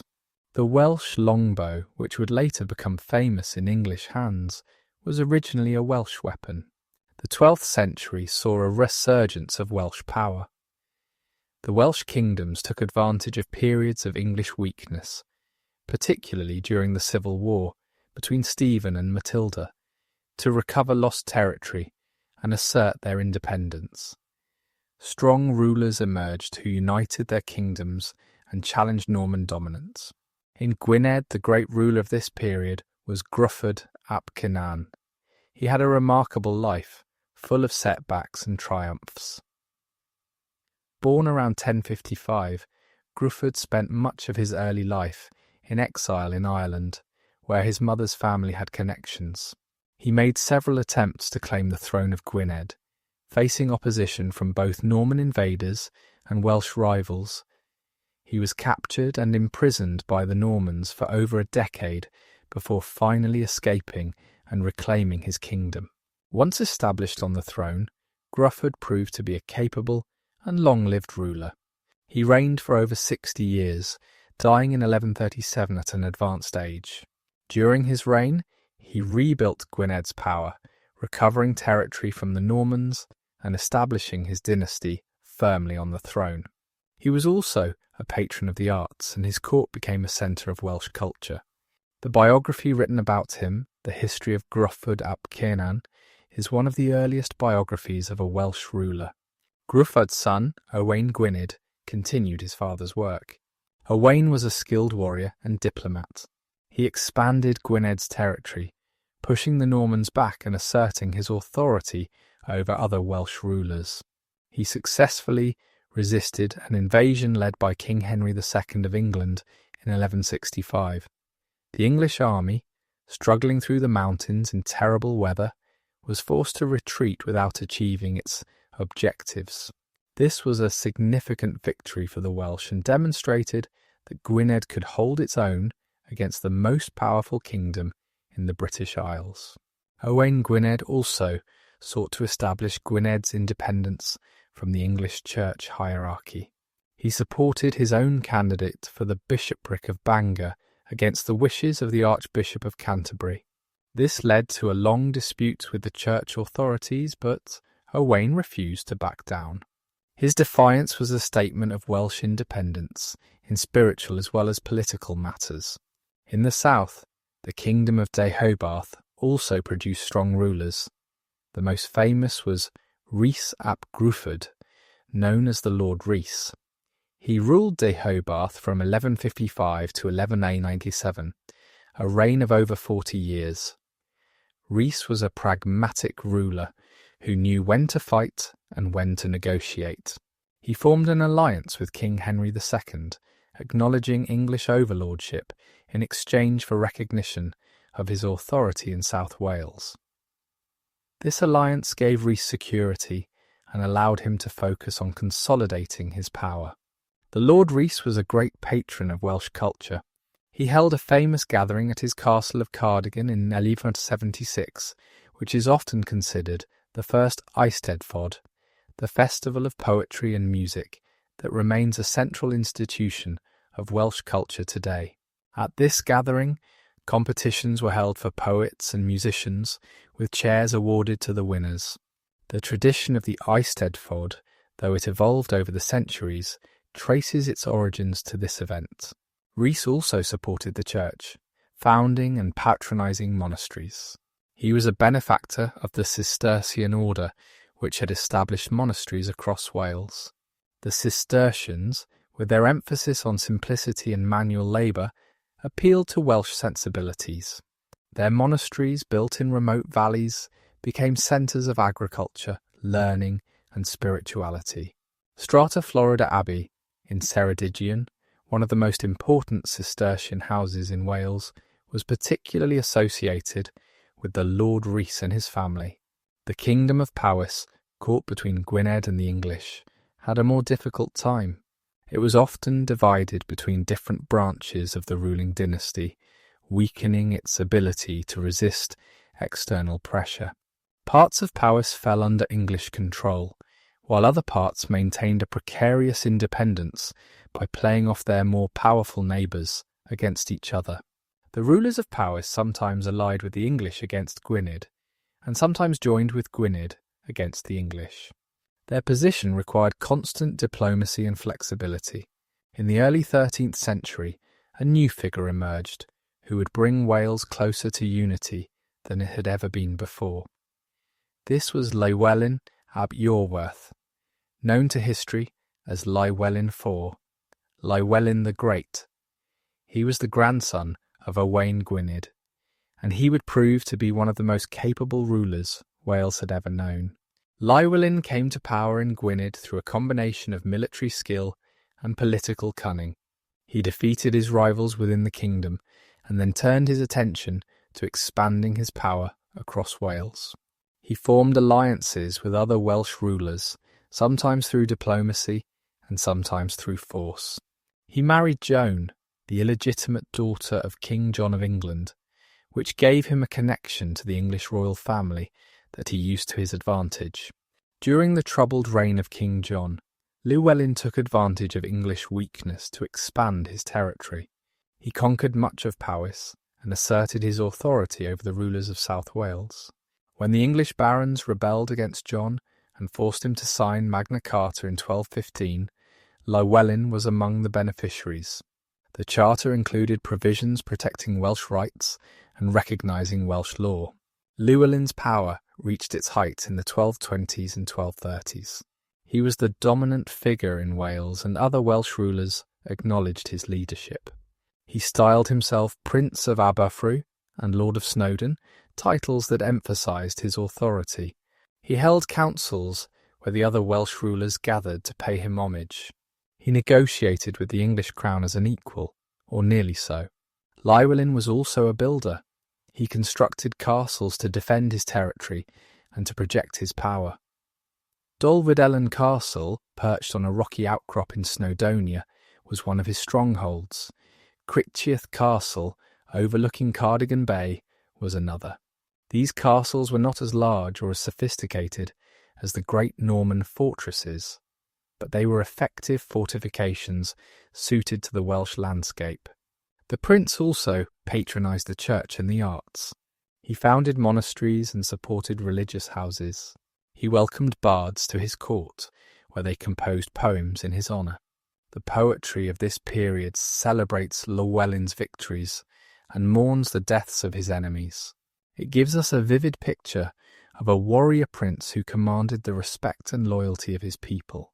Llywelyn the Great died in 1240, having ruled Gwynedd for over 40 years. He was buried at Aberconwy Abbey, a Cistercian monastery he had founded. His death marked the end of an era, but his legacy lived on. He had shown that a Welsh ruler could unite the Welsh kingdoms and deal with the English as a near equal. He had created a principality that for a time seemed capable of maintaining its independence. But the unity Llywelyn had built did not survive his death intact. Welsh custom divided inheritance among sons, which led to conflicts between Llywelyn's heirs. His son Dafydd succeeded him, but faced challenges from his half-brother Gruffydd. The English king, Henry III, intervened in these disputes, seeking to weaken Welsh power by supporting rival claimants. Gruffydd was eventually captured and handed over to the English. He died in 1244 while trying to escape from the Tower of London, falling to his death when a makeshift rope broke. This tragedy removed one rival from the scene, but it did not end the instability. Dafydd died in 1246 without leaving an heir, and Gwynedd was divided among his nephews. From this confusion emerged another remarkable leader, Llywelyn ap Gruffydd, the grandson of Llywelyn the Great. He would become known as Llywelyn ein Llyw Olaf, Llywelyn, our last leader, because he was the last native prince of Wales. His story is one of ambition, achievement, and ultimate tragedy. Llywelyn ap Gruffydd spent the early years of his rule consolidating his power in Gwynedd and then extending his authority across Wales. He defeated his brothers, who had received shares of the kingdom, and reunited Gwynedd under his sole rule. He then turned his attention to the other Welsh territories, bringing them under his control through a combination of diplomacy and force. The political situation in England favoured Llywelyn's ambitions. King Henry III faced growing opposition from his barons, led by Simon de Montfort. This conflict, which would eventually lead to civil war, distracted the English from Welsh affairs and gave Llywelyn the opportunity to expand his power. In 1258, the other Welsh rulers gathered at an assembly and acknowledged Llywelyn as Prince of Wales. This was a significant moment. For the first time, a Welsh ruler had been formally recognised by his peers as the leader of all Wales. The title of Prince of Wales, which had previously been used informally, now had official standing. Llywelyn allied himself with Simon de Montfort during the English Civil War. When de Montfort defeated the royalist forces at the Battle of Lewes in 1264, Llywelyn's position was strengthened. The following year, he negotiated the Treaty of Montgomery with Henry III. This treaty recognised Llywelyn as Prince of Wales and acknowledged his authority over the other Welsh rulers. In return, Llywelyn paid homage to the English king and agreed to pay a substantial sum of money. The Treaty of Montgomery was the high point of Welsh independence in the medieval period. Llywelyn was now the recognised ruler of a Welsh principality that encompassed most of Wales. He had achieved what his grandfather had worked toward, a unified Wales under a single prince. The future seemed bright, but the situation was more fragile than it appeared. The English had not abandoned their ambitions in Wales. They had simply been distracted by their own internal conflicts. When those conflicts were resolved, English attention would return to the western frontier. The relationship between Llywelyn and the English crown began to deteriorate after Henry III died and was succeeded by his son Edward I in 1272. Edward was a very different kind of king from his father. He was a capable soldier, an effective administrator, and a ruler with a clear vision of royal authority. He expected obedience from his subjects, and he regarded the Welsh prince as a subject despite the terms of the Treaty of Montgomery. Llywelyn, for his part, was unwilling to accept a subordinate position. He refused to attend Edward's coronation. He failed to pay the money he had promised under the Treaty of Montgomery. He refused to come to England to pay homage to the new king, citing various grievances and concerns for his safety. Each refusal was a provocation, and Edward was not a king who tolerated provocation. The situation was complicated by Llywelyn's plan to marry Eleanor de Montfort, the daughter of Simon de Montfort. This marriage would have strengthened Llywelyn's position by connecting him to one of the great families of England and Europe. But Edward saw the marriage as a threat. Eleanor was captured at sea while travelling to Wales, and Edward refused to release her. Tensions continued to build through the mid-1270s. Llywelyn's brother, Dafydd, who had quarrelled with Llywelyn and fled to England, was plotting against him with English support. The Marcher lords on the Welsh border were encroaching on Welsh territory. Llywelyn felt increasingly isolated and threatened. In 1277, Edward decided to act. He summoned the feudal host of England and launched a massive invasion of Wales. The English army was well organised and well supplied. Edward did not attempt to fight his way through the mountains of Snowdonia. Instead, he advanced along the coast, cutting off Gwynedd from the rest of Wales. A fleet supported the army, ensuring supplies and preventing the Welsh from receiving help by sea. Llywelyn was forced to submit. The Treaty of Aberconwy, signed in November 1277, stripped him of most of his conquests. He retained Gwynedd west of the River Conwy, but he lost his authority over the other Welsh rulers. He was required to pay homage to Edward and to hand over hostages. The principality he had built was dismantled. Edward consolidated his victory by building castles. Flint, Rhuddlan, Aberystwyth and Builth were all begun in the years following the 1277 campaign. These castles were larger and more sophisticated than any that had been built in Wales before. They were designed to overawe the Welsh and to provide secure bases for English power. The peace that followed the Treaty of Aberconwy was uneasy. The Welsh chafed under English rule. English officials were often arrogant and insensitive, treating the Welsh as a conquered people. Disputes over land, law and jurisdiction created resentment. Llywelyn himself was humiliated, forced to attend the English court and to submit to English authority. In 1282, the resentment boiled over into rebellion. The spark was lit not by Llywelyn, but by his brother Dafydd, who had returned to Wales and reconciled with Llywelyn. On the eve of Palm Sunday, Dafydd attacked Hawarden Castle, killing the garrison and taking the castle. The rebellion spread rapidly across Wales. Llywelyn, perhaps reluctantly, joined the uprising. He had little choice. If he did not support the rebellion, he would lose the loyalty of his people. If he did support it, he faced the full might of Edward's England. It was a desperate gamble, but the alternative was slow extinction. Edward responded with overwhelming force. He mobilised the largest army England had seen in generations. He attacked Wales from multiple directions, squeezing the Welsh into an ever smaller area. The English had more men, more money, and more resources. The outcome was never really in doubt. The decisive moment came on December the 11th, 1282. Llywelyn had travelled to mid-Wales, perhaps to rally support or to meet with potential allies. Near the town of Builth, he was separated from his main force. He encountered a group of English soldiers and was killed in the skirmish that followed. The exact circumstances of his death are unclear.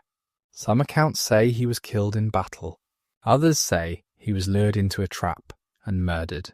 Llywelyn's head was cut off and sent to Edward, who had it displayed in London, crowned with ivy, in mockery of a Welsh prophecy that said a Welsh prince would one day be crowned in London. The body was buried at Cadiel Hir Abbey, a Cistercian monastery in Powys. The grave has been lost, but a memorial stone marks the approximate location. The death of Llywelyn did not end the rebellion immediately. Dafydd continued to fight, holding out in the mountains of Snowdonia. But by the summer of 1283, he too had been captured. He was taken to Shrewsbury, where he was tried and executed as a traitor. His death was brutal, the first recorded instance of hanging, drawing and quartering in English history. With the deaths of Llywelyn and Dafydd, the native Welsh dynasty of Gwynedd came to an end. Wales was conquered. Edward moved quickly to consolidate his victory and to ensure that the Welsh would never again pose a threat to English power. The conquest of Wales by Edward I was not merely a military victory. It was a comprehensive effort to transform Wales, to break the power of the Welsh princes, and to integrate the conquered territory into the English realm. Edward was a methodical ruler, and he applied his considerable abilities to the task of subduing Wales permanently. The first and most visible element of Edward's settlement was the construction of castles. The king embarked on a building programme of unprecedented scale and ambition. The castles he built in Wales were among the finest examples of medieval military architecture in Europe. They were designed by Master James of St. George, a master mason from Savoy, who had built castles for Edward in Gascony. James brought the latest techniques of castle design to Wales, creating fortresses that combined formidable defences with impressive visual impact. The most famous of Edward's Welsh castles is Caernarfon. This castle was not just a military stronghold, it was a statement of power and legitimacy. Its walls were built with bands of different coloured stone, echoing the walls of Constantinople, the capital of the Byzantine Empire. Edward was making a claim to imperial authority, presenting himself as the heir to ancient traditions of sovereignty. According to legend, Edward's son, the future Edward II, was born at Caernarfon Castle in 1284. The story goes that Edward promised the Welsh a prince who was born in Wales and could speak no English. He then presented his infant son, who met both conditions. This story is almost certainly a later invention, but it reflects the significance of Caernarfon in the English imagination. Conwy Castle, built on a rocky outcrop overlooking the River Conwy, was another masterpiece. Its 8 massive towers and thick walls made it virtually impregnable. The castle was integrated with the town walls, creating a fortified settlement that could house a garrison and a population of English settlers. Harlech Castle, perched on a cliff above the sea, was designed to be supplied by water in case of siege. Its concentric defences, with one ring of walls inside another, represented the most advanced military thinking of the time.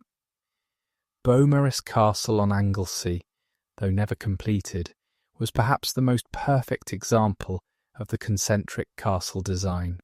These castles were enormously expensive. Edward spent vast sums on their construction, straining the resources of the English crown. The cost was equivalent to hundreds of millions in modern currency, but Edward considered the expense worthwhile. The castles would ensure English control of Wales for generations to come. The castles were not isolated fortifications. They were linked to new towns, established by Edward and populated by English settlers. These towns, known as bastides, were laid out on a grid pattern with walls for defence. They were centres of trade and administration, designed to bring English law, English language, and English customs to Wales. The Welsh were excluded from these towns. They were forbidden to live within the walls, to trade on equal terms with the English settlers, or to hold office. They were treated as a subject people, inferior to the English colonists who had been brought in to populate the new settlements. This discrimination bred resentment that would simmer for generations. Edward also reorganised the administration of Wales. The conquered territories were divided into shires on the English model. English law was imposed, replacing the native Welsh law that had governed the country for centuries. English officials were appointed to administer justice and collect taxes. The Welsh were subject to a foreign system that they had not chosen and did not control. The Statute of Rhuddlan, issued in 1284, set out the new legal framework for Wales.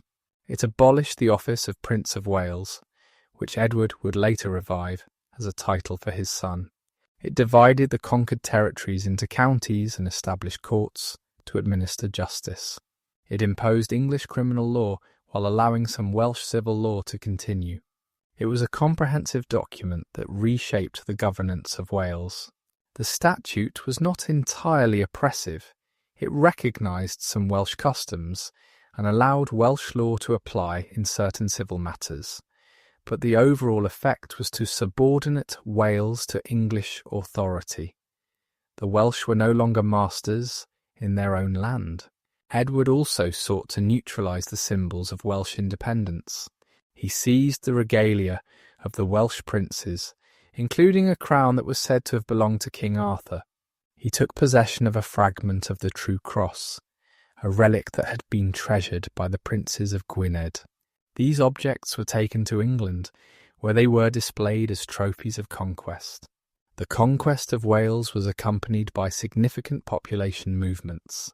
English settlers were encouraged to move to Wales, where they received land and privileges.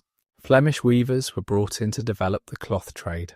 The new towns became English enclaves in a Welsh landscape, islands of foreign settlement surrounded by a native population that had been dispossessed. The Welsh did not accept their subjugation passively. There were uprisings and disturbances in the years following the conquest. In 1287, Rhys ap Maredudd, a Welsh lord who had supported Edward during the conquest but felt he had not been adequately rewarded, launched a rebellion. He captured several castles before being defeated and eventually executed. In 1294, a more serious rebellion broke out. Madog ap Llywelyn, who claimed descent from the princes of Gwynedd, led an uprising that spread across much of Wales. The rebels captured Caernarfon Castle, which was still under construction, and killed the English sheriff. Edward was forced to lead another military campaign to suppress the revolt. The rebellion of 1294 was eventually crushed, but it demonstrated that Welsh resistance had not been extinguished. The Welsh remained a distinct people with their own language, their own traditions, and their own grievances. They might be conquered, but they were not assimilated. Edward's conquest of Wales had lasting consequences. It established English control over the whole of Wales, a control that would endure for centuries. It created a system of castles and towns that shaped the Welsh landscape. It imposed English law and administration on a people who had governed themselves for generations, and it created a sense of grievance and loss that became part of Welsh identity. The title of Prince of Wales, which had been borne by Llywelyn ap Gruffudd, was revived by Edward as a title for his son. In 1301, the future Edward II was created Prince of Wales at a ceremony in Lincoln. Since then, the title has traditionally been given to the eldest son of the English and later British monarch. It is a reminder of the conquest, a symbol of English sovereignty over Wales. But the conquest also preserved Wales as a distinct entity. Edward did not absorb Wales into England. He kept it as a separate territory with its own administration. The Welsh continued to speak their own language and to maintain their own culture. They were subjects of the English crown, but they were not English. This distinctiveness would persist through the centuries, surviving the Acts of Union and the pressures of industrialisation until it found new expression in the modern Welsh nation. The decades following Edward's conquest were difficult for the Welsh. They lived under a system that treated them as second-class subjects in their own land. The English settlers who populated the new towns enjoyed privileges that were denied to the native Welsh.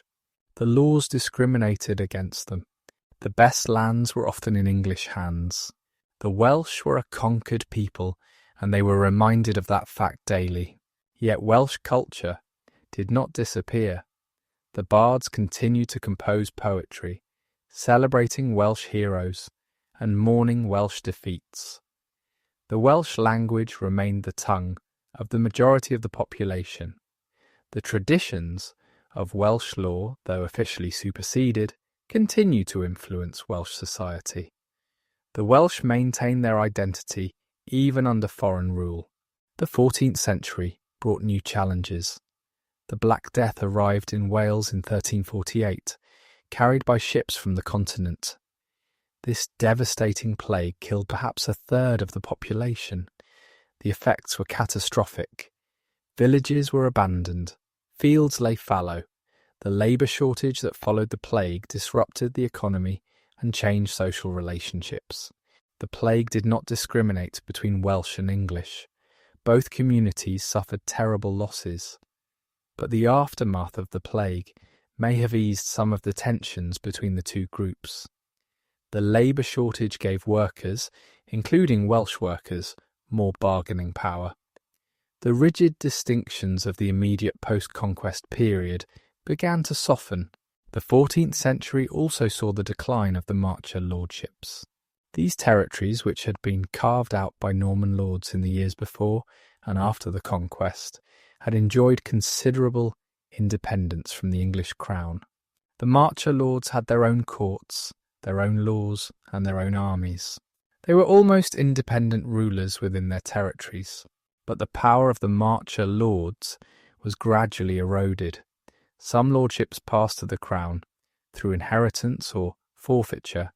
Others were weakened by the economic disruptions of the 14th century. The crown increasingly asserted its authority over the March, reducing the independence of the lords. The Welsh gentry, the native landowners who had survived the conquest, began to find a place in the new order. They served as administrators and officials in the Welsh counties. They intermarried with English families.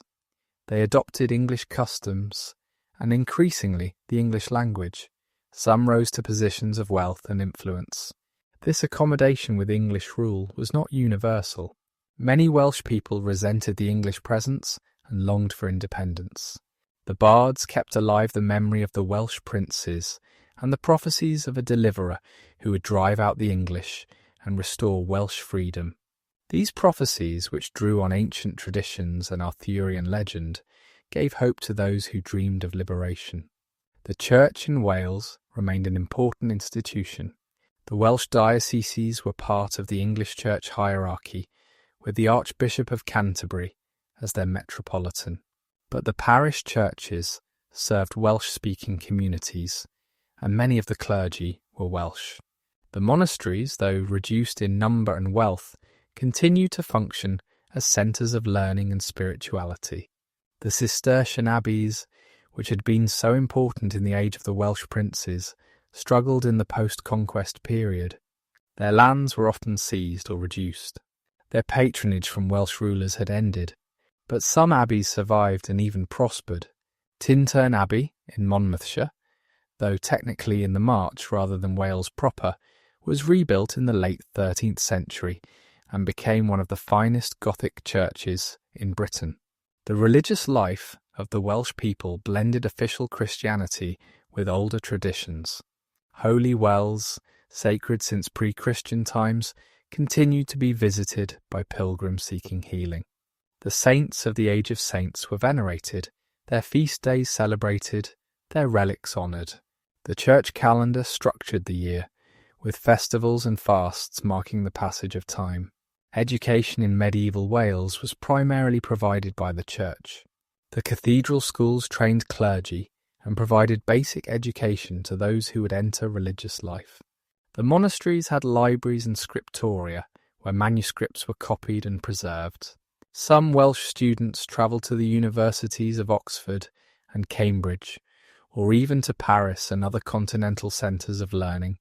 The Welsh language developed a rich literary tradition during the medieval period. The bards composed poetry in strict metres, using complex patterns of alliteration and internal rhyme. This poetry was performed at the courts of Welsh lords and at gatherings of the gentry. It celebrated patrons, mourned the dead, and commented on the events of the day. The greatest poet of medieval Wales was Dafydd ap Gwilym, who lived in the 14th century. Dafydd was a master of the traditional bardic forms, but he also introduced new themes and styles. He wrote love poetry of great beauty and wit, celebrating the women he loved and the natural world around him. His poems are filled with vivid images of the Welsh landscape, the forests and streams, the birds and animals. Dafydd ap Gwilym wrote in a period when Welsh culture was under pressure, but far from extinguished. His poetry shows a confident, sophisticated literary culture that could hold its own with any in Europe. He drew on Welsh traditions but also on continental influences, creating a body of work that remains central to Welsh literature.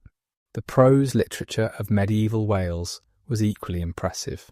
The Mabinogion, a collection of stories drawn from Welsh mythology and legend, was written down in this period, though the stories themselves are much older. These tales include the 4 branches of the Mabinogi, which tell of magical transformations and heroic deeds, and the Arthurian romances, which present Welsh versions of the stories of King Arthur and his knights. The Mabinogion preserves a world of wonder and enchantment. Its characters include Pwyll, Prince of Dyfed, who exchanges places with the king of the other world, Branwen, daughter of Lear, whose tragic fate leads to war between Britain and Ireland, Manawydan, who must use his wits to survive in a land stripped of its people by magic, and the children of Don, whose stories echo ancient myths. These stories were not merely entertainment, they preserved the cultural memory of the Welsh people, connecting them to their ancestors and to the land they inhabited. The places mentioned in the Mabinogion are real places in Wales, and the stories gave those places meaning and significance. The legal manuscripts of medieval Wales are another important legacy. The laws of Hywel Dda, though no longer in force, continue to be copied and studied.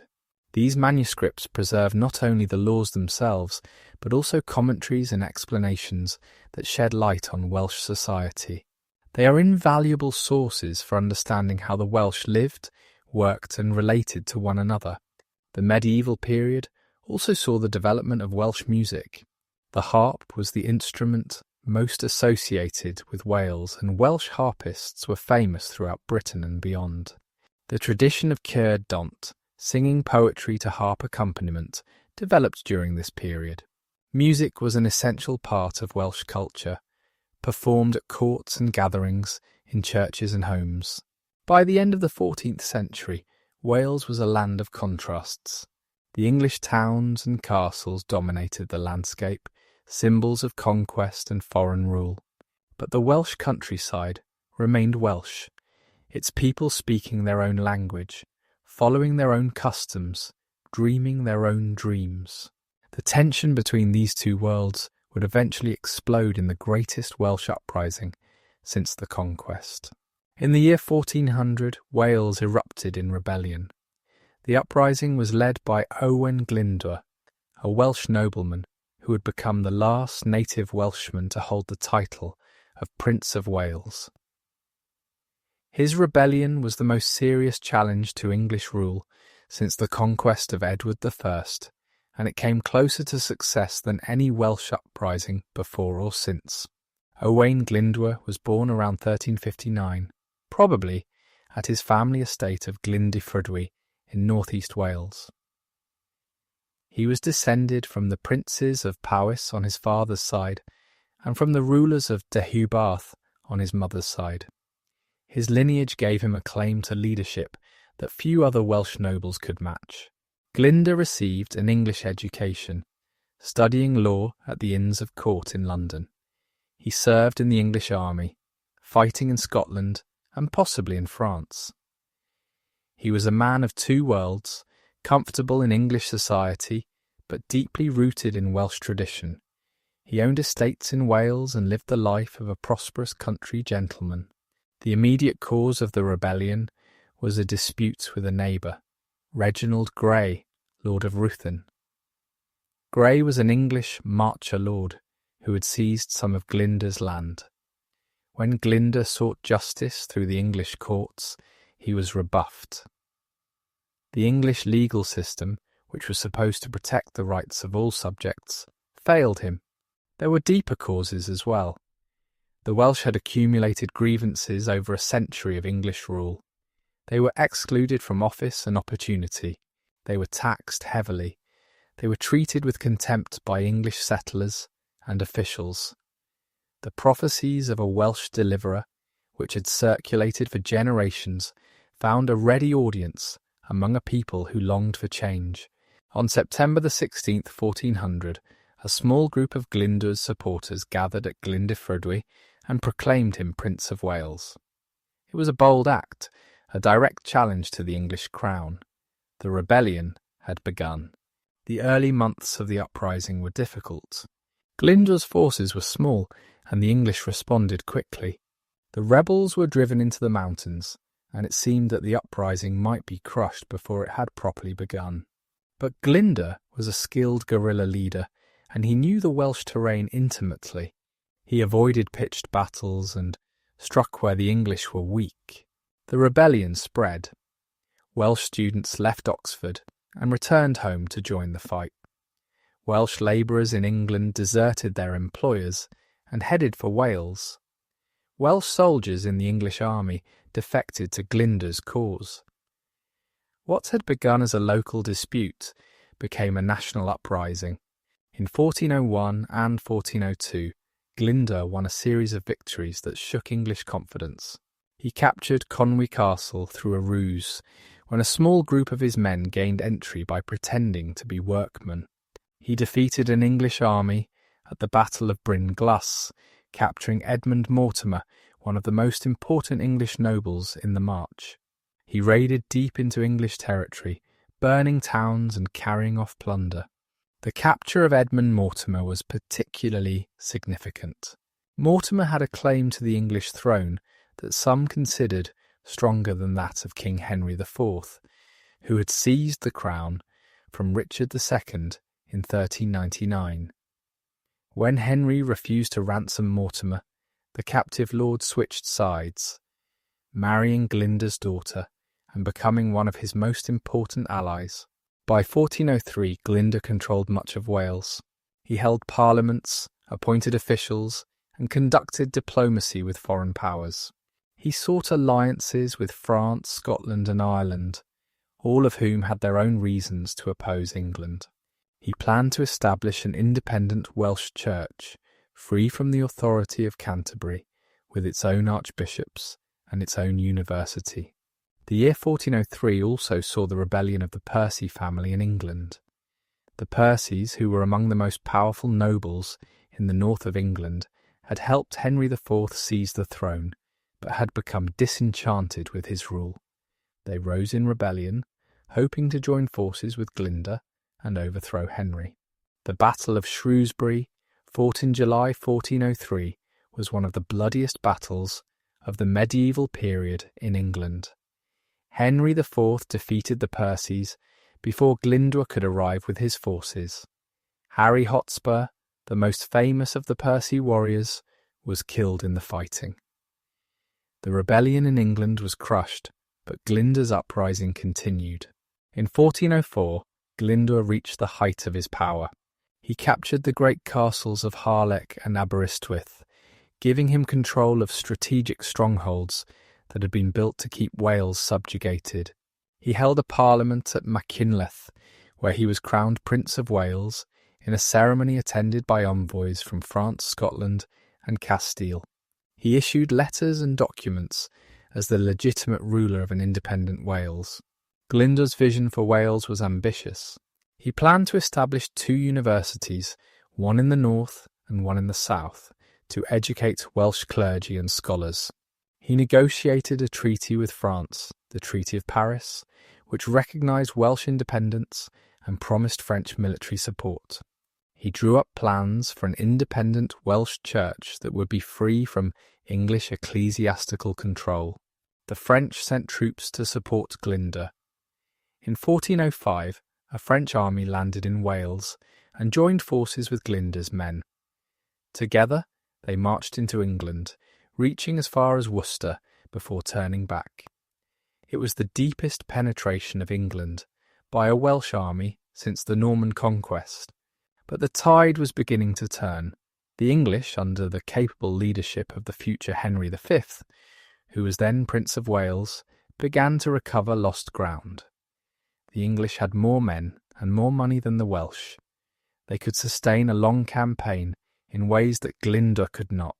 The years after 1405 saw a slow erosion of Glyndŵr's position.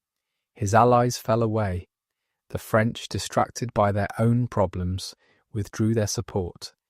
English forces recaptured castles and towns. The Welsh countryside was devastated by years of warfare, with farms burned, livestock seized, and populations displaced. Aberystwyth Castle fell to the English in 1408 after a long siege. Harlech Castle, where Glyndŵr's family had taken refuge, fell in 1409. Glyndŵr's wife, 2 of his daughters, and several grandchildren were captured and taken to London, where they died in captivity. Glyndŵr himself was never captured. He continued to resist, leading a dwindling band of followers in guerrilla raids, but his cause was lost. By 1410, the rebellion had effectively ended, though Glyndŵr remained at large. The last recorded sighting of Owain Glyndŵr was in 1412. After that, he disappeared from history. He was offered a pardon by the English king, but he never accepted it. The date and place of his death are unknown. Some say he died in hiding, sheltered by one of his daughters. Others say he escaped to a remote valley where he lived out his days in peace. The mystery of his end has only added to his legend. Glyndŵr's rebellion failed, but it left a lasting mark on Welsh consciousness. He became a symbol of Welsh resistance, a hero who had dared to challenge English power, and who had, for a brief shining moment, restored Welsh independence. The prophecies that had foretold his coming were adapted to predict his return. Like King Arthur, Owain Glyndŵr became a sleeping hero who would one day awaken to lead his people to freedom. The rebellion also had practical consequences. The English, alarmed by how close Glyndŵr had come to success, imposed harsh penal laws on the Welsh. These laws restricted Welsh rights, forbidding the Welsh from holding office, bearing arms, or living in fortified towns. They were designed to prevent another uprising by keeping the Welsh in a subordinate position. These penal laws remained on the books for over a century, though they were not always strictly enforced. They created a legal framework of discrimination that shaped Welsh life for generations. They also created resentment that would eventually find expression in demands for equality and reform. The memory of Glyndŵr's rebellion kept alive the dream of Welsh independence. The bards continued to celebrate him in their poetry. His name was invoked whenever the Welsh felt oppressed or mistreated. He became a touchstone of Welsh identity, a reminder that the Welsh had once been a free people and might be so again. Today, Owain Glyndŵr is honoured as a national hero in Wales. His flag, the golden dragon on a white background, is flown alongside the red dragon of Wales. His Parliament House in Machynlleth is a museum dedicated to his memory. Streets and buildings bear his name. He represents the spirit of Welsh resistance, the refusal to accept defeat, the hope that one day justice will prevail. The 15th century was a time of turmoil in England. The Wars of the Roses, the long conflict between the houses of Lancaster and York, tore the English nobility apart. In this chaos, an unlikely family from Wales would rise to claim the English throne. The Tudors, who traced their ancestry to Welsh princes and English royalty, would become one of the most famous dynasties in European history. Their rise to power was a source of immense pride for the Welsh people, who saw it as a fulfilment of ancient prophecies. The Tudor family originated in Anglesey, in the heartland of the old kingdom of Gwynedd. They traced their descent from Ednifed Fishin, a powerful nobleman who had served Llywelyn the Great in the 13th century. Ednifed's descendants had prospered under both Welsh and English rule accumulating lands and influence. They were part of the Welsh gentry, the class of native landowners who had found a place in the post-conquest order. The family's fortunes changed dramatically through a secret marriage. Owain Tudor, a Welsh courtier, married Catherine of Valois, the widow of King Henry V of England. Catherine had been Queen of England and was the mother of the young King Henry VI. Her marriage to Owain Tudor, a man of relatively modest origins, was a scandal. It was kept secret for years, and when it was discovered, Owain was imprisoned. Owain and Catherine had several children, including Edmund and Jasper Tudor. These boys were half-brothers to King Henry VI, and the king acknowledged them as his kinsmen. He created Edmund the Earl of Richmond and Jasper the Earl of Pembroke. The Tudor brothers were now members of the English nobility, with lands, titles, and a connection to the royal family. Edmund Tudor married Margaret Beaufort, a young noblewoman who was descended from John of Gaunt, the son of King Edward III. This descent gave Margaret, and any children she might have, a claim to the English throne through the Lancastrian line. Edmund died young, before his son was born, but that son would change the course of history. Henry Tudor was born in Pembroke Castle in Wales in January 1457. His mother was only 13 years old, and the birth was difficult. Margaret Beaufort would have no more children. Henry was her only son, and she devoted her life to advancing his interests. Henry's early years were spent in Wales under the protection of his uncle Jasper. But the Wars of the Roses made his position precarious. The conflict between Lancaster and York had been raging for years, with the throne passing back and forth between the rival houses. When the Yorkists gained the upper hand, Henry and Jasper were forced to flee. They spent years in exile in Brittany and France, waiting for an opportunity to return. That opportunity came in 1485. King Richard III, the Yorkist king who had seized the throne 2 years earlier, was unpopular. He was suspected of having murdered his nephews, the young princes in the Tower of London. Many nobles who had supported the Yorkist cause were willing to consider alternatives. Henry Tudor gathered an army and sailed for Wales. He landed at Mill Bay in Pembrokeshire on August 7th, 1485. He had perhaps 2,000 men, a small force with which to challenge a king, but Henry was counting on Welsh support. The Welsh rallied to Henry's banner. They saw him as one of their own, a descendant of the ancient princes, the fulfilment of the prophecies that had promised a Welsh deliverer. Henry marched through Wales, gathering supporters as he went. He carried a banner displaying the red dragon of Cadwaladr, the legendary Welsh king from whom he claimed descent. The dragon was a powerful symbol, connecting Henry to the mythic past of the Welsh people. Henry's army grew as he marched through Wales and into England. Welsh soldiers joined him in large numbers. English nobles who were dissatisfied with Richard also came to his side. By the time he reached the Midlands, Henry had a substantial force. The decisive battle was fought at Bosworth Field in Leicestershire on August the 22nd, 1485. Richard III led his army against Henry's forces. The battle was hard fought, and its outcome was uncertain until the crucial moment when Lord Stanley, who had been holding back with his troops, committed his forces to Henry's side. Richard was killed in the fighting, the last English king to die in battle. Henry Tudor was victorious. According to tradition, the crown was found on the battlefield and placed on Henry's head. He was proclaimed King Henry VII of England. The Tudor dynasty had begun. Henry's victory was celebrated in Wales as a Welsh triumph. The bards composed poems praising the new king and rejoicing that a Welshman sat on the English throne. The prophecies had been fulfilled.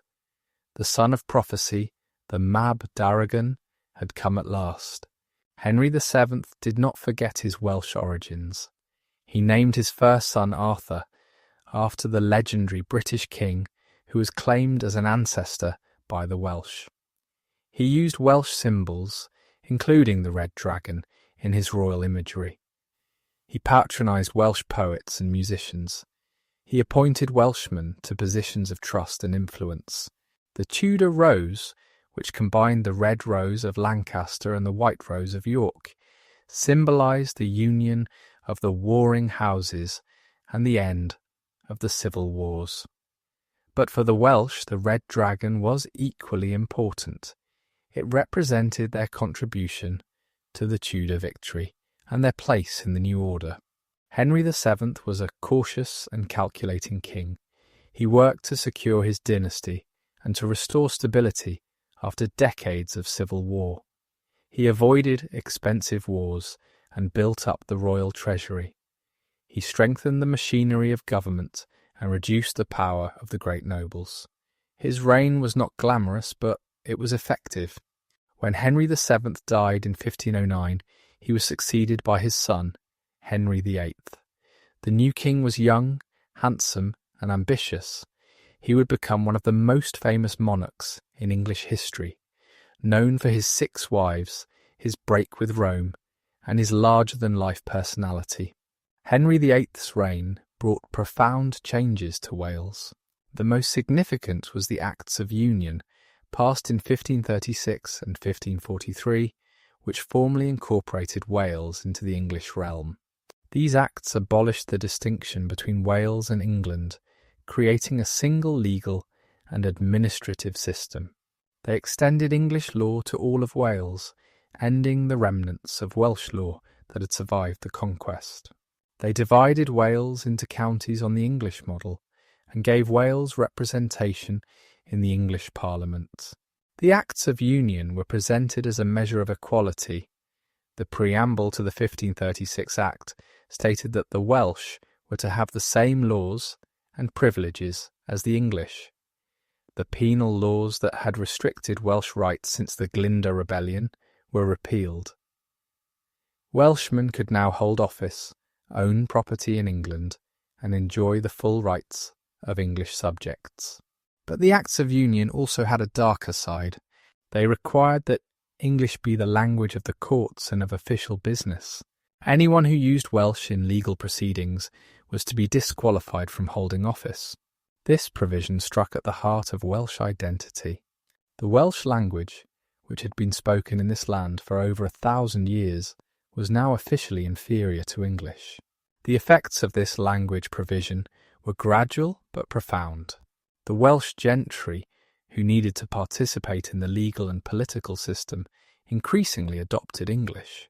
They sent their sons to English schools and universities. They spoke English in their homes.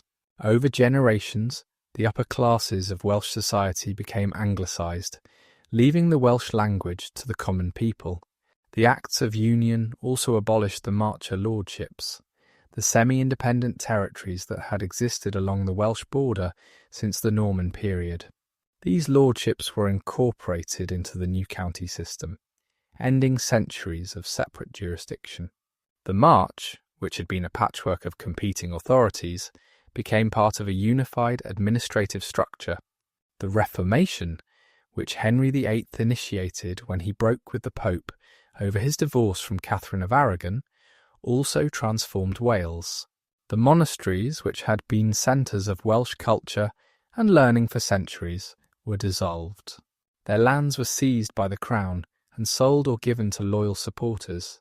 The great abbeys of Tintern, Strata Florida, Valle Crucis, and many others were stripped of their treasures and left to decay. The dissolution of the monasteries was a cultural catastrophe for Wales. The monasteries had preserved manuscripts, maintained schools, and provided charity to the poor. They had been repositories of Welsh learning and tradition. When they were destroyed, much was lost that could never be recovered. But the Reformation also brought something new to Wales. The Protestant reformers believed that people should be able to read the Bible in their own language. This principle, applied to Wales, would have profound consequences for the Welsh language. In 1563, Parliament passed an act requiring that the Bible and the Book of Common Prayer be translated into Welsh. This was a remarkable decision. At a time when the official policy was to promote English, the government recognised that the Welsh people needed religious texts in their own language. The task of translation was undertaken by William Morgan, a Welsh clergyman and scholar. Morgan worked for years on his translation, drawing on his deep knowledge of Welsh and his mastery of the biblical languages. His translation of the Bible, published in 1588, was a masterpiece of Welsh prose. It established a standard for literary Welsh that would influence the language for centuries. William Morgan's Bible was one of the most important books ever published in Welsh.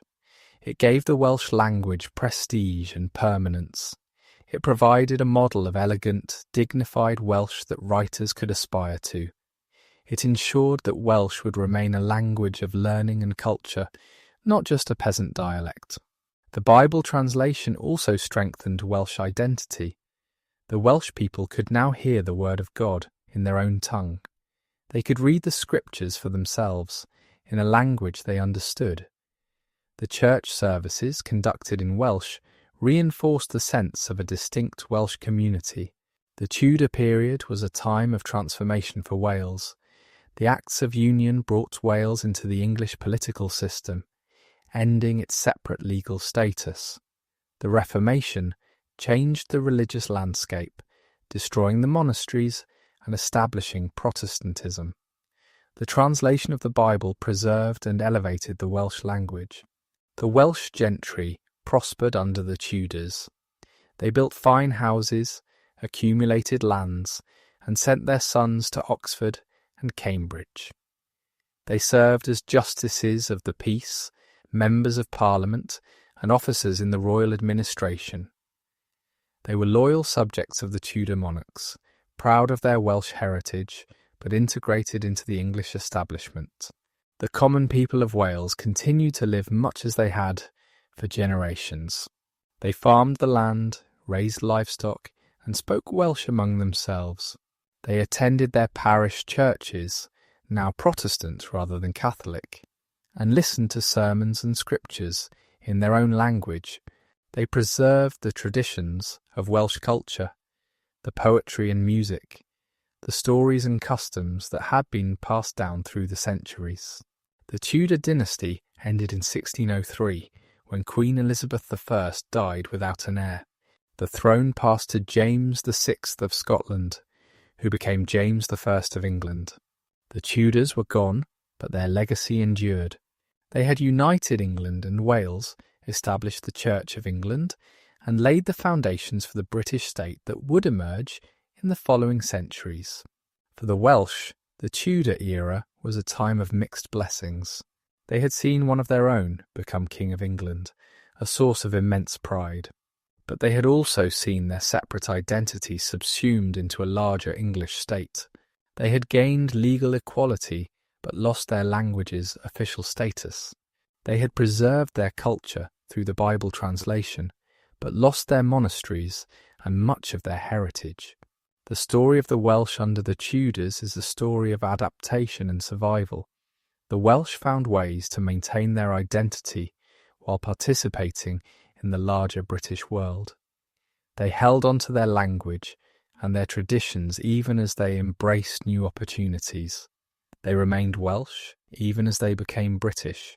The Welsh language is one of the oldest living languages in Europe.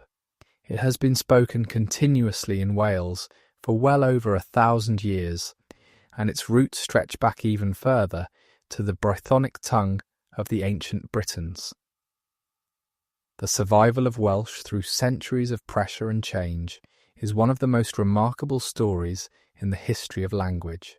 Welsh belongs to the Celtic family of languages, specifically to the Brythonic branch.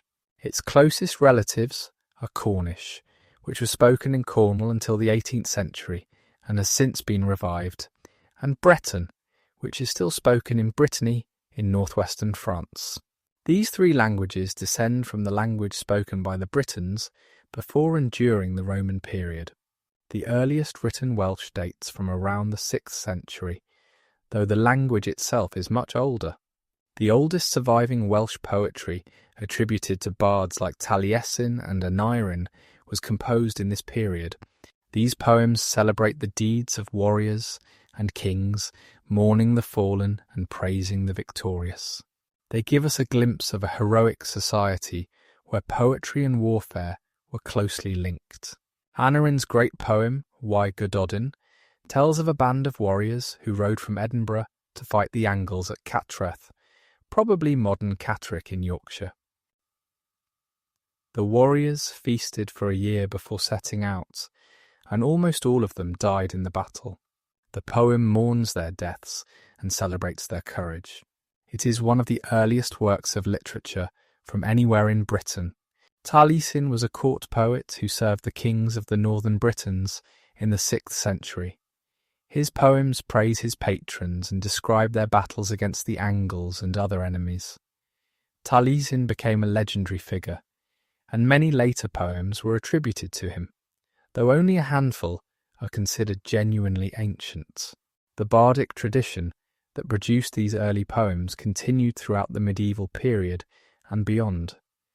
The bards were professional poets who served the Welsh princes and later the Welsh gentry.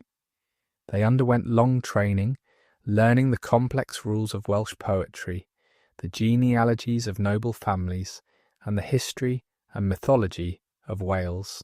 Welsh poetry used intricate patterns of alliteration, rhyme, and metre. The most prestigious form was Synhaned, a system of sound correspondences that linked words within a line through consonant patterns. Mastering Synhaned required years of study and practice. It was a mark of the highest poetic skill. The bards performed their poems at feasts and gatherings, accompanying themselves on the harp or having a harpist play while they recited.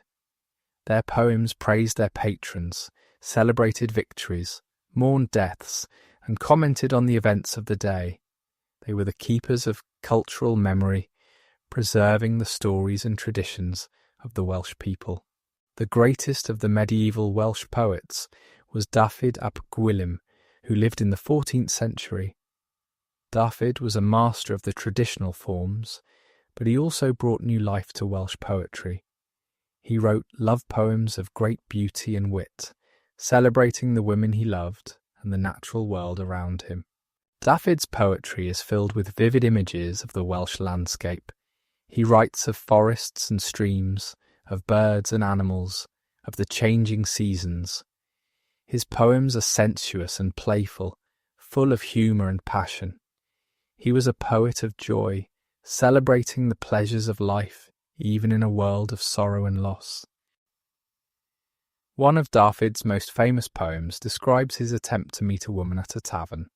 He stumbles through the dark inn, knocking over furniture and waking the other guests, before finally giving up and returning to his bed. The poem is comic and self-deprecating, a far cry from the heroic verse of earlier bards. It shows a new kind of poetry, personal and intimate, that would influence Welsh literature for centuries. The prose literature of medieval Wales was equally rich.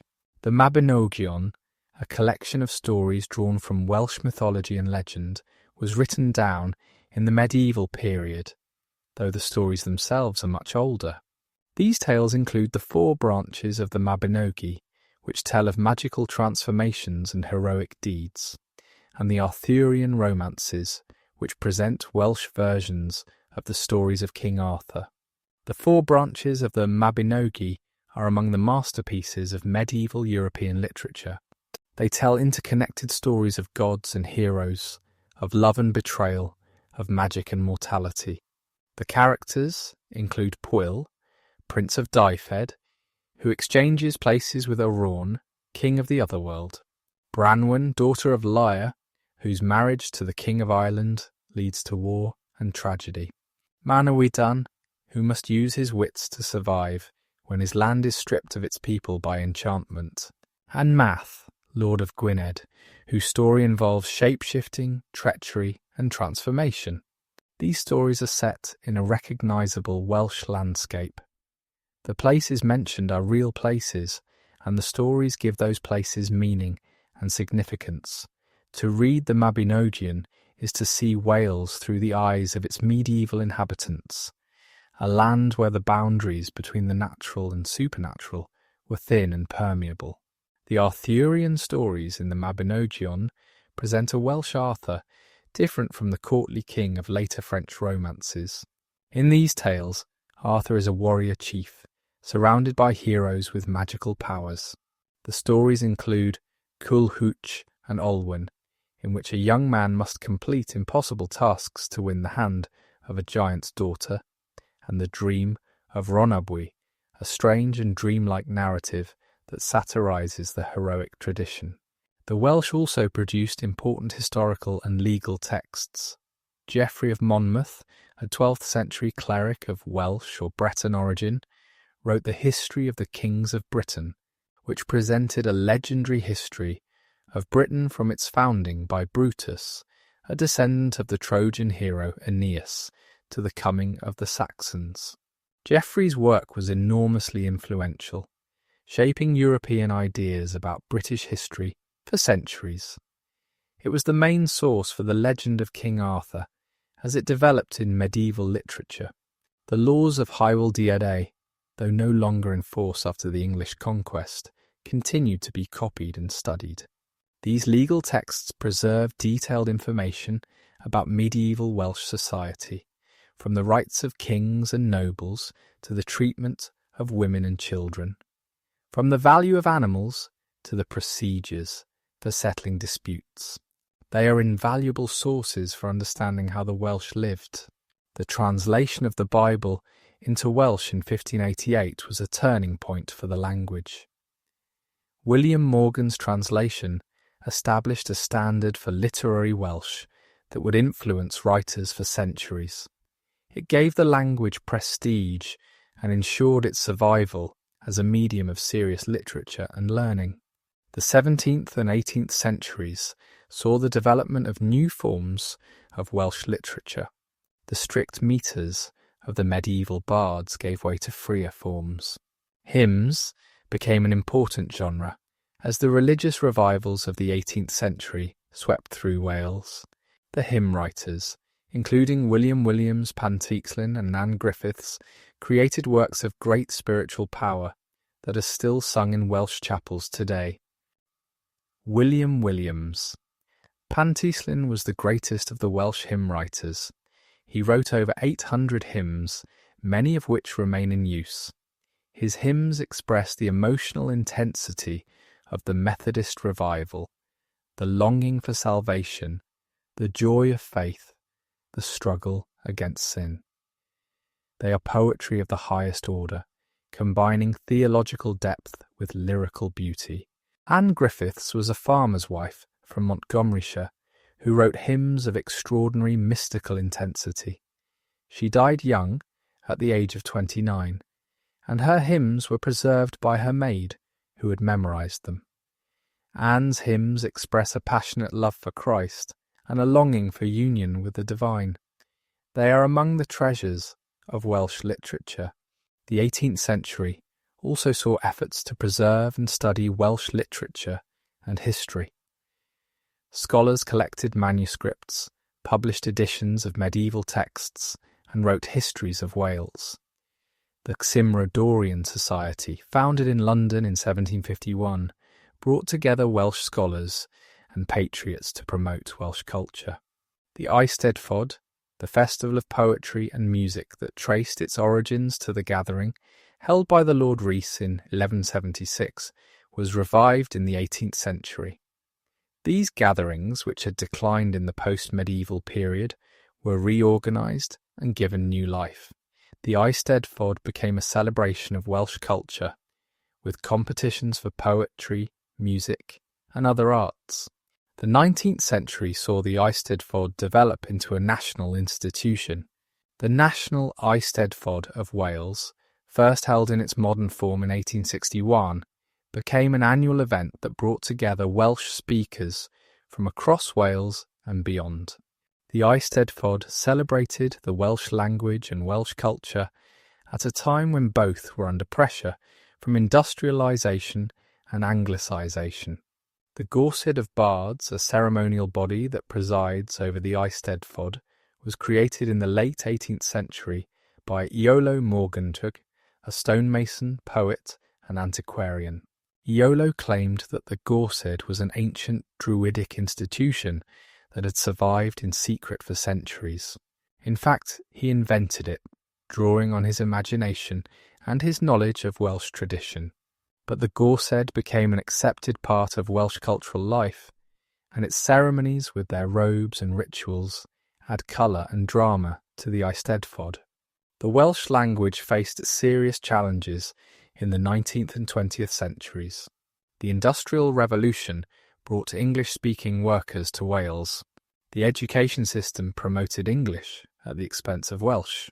The infamous Welsh knot, a piece of wood hung around the neck of children caught speaking Welsh in school, symbolised the pressure to abandon the native language. Yet Welsh survived. It was kept alive by the chapels where services were conducted in Welsh. It was preserved by the Eisteddfod and by Welsh language publications. It was spoken in homes and communities across Wales, passed from generation to generation. The 20th century saw a revival of Welsh language activism. Campaigns for Welsh language education, Welsh language broadcasting, and official recognition of Welsh achieved significant successes. The Welsh Language Act of 1993 gave Welsh equal status with English in public life in Wales. Welsh medium schools expanded, and a new generation grew up speaking Welsh. Today, Welsh is spoken by over 500,000 people. It is taught in schools, used in government, and broadcast on television and radio. The language that was once dismissed as a dying dialect is now recognised as a living, vibrant tongue with a rich literary heritage and a promising future. The survival of Welsh is a testament to the determination of the Welsh people. They refused to let their language die even when it was discouraged and disparaged. They passed it on to their children, wrote in it, sang in it, prayed in it. They kept alive a tradition that stretches back over 1,000 years, connecting modern Welsh speakers to the bards of the medieval courts and the saints of the early church. The Welsh language is more than a means of communication. It is a repository of Welsh identity, a link to the past, and a foundation for the future. To speak Welsh is to participate in a tradition that has endured conquest, suppression, and the pressures of modernity. It is to be part of a community that spans the centuries. The Industrial Revolution transformed Wales more profoundly than almost any other part of Britain. In the space of a few generations, a rural agricultural society became one of the most industrialised regions in the world. The valleys of South Wales, once quiet and green, became centres of coal mining and iron production. The population exploded. Towns and cities grew where villages had stood.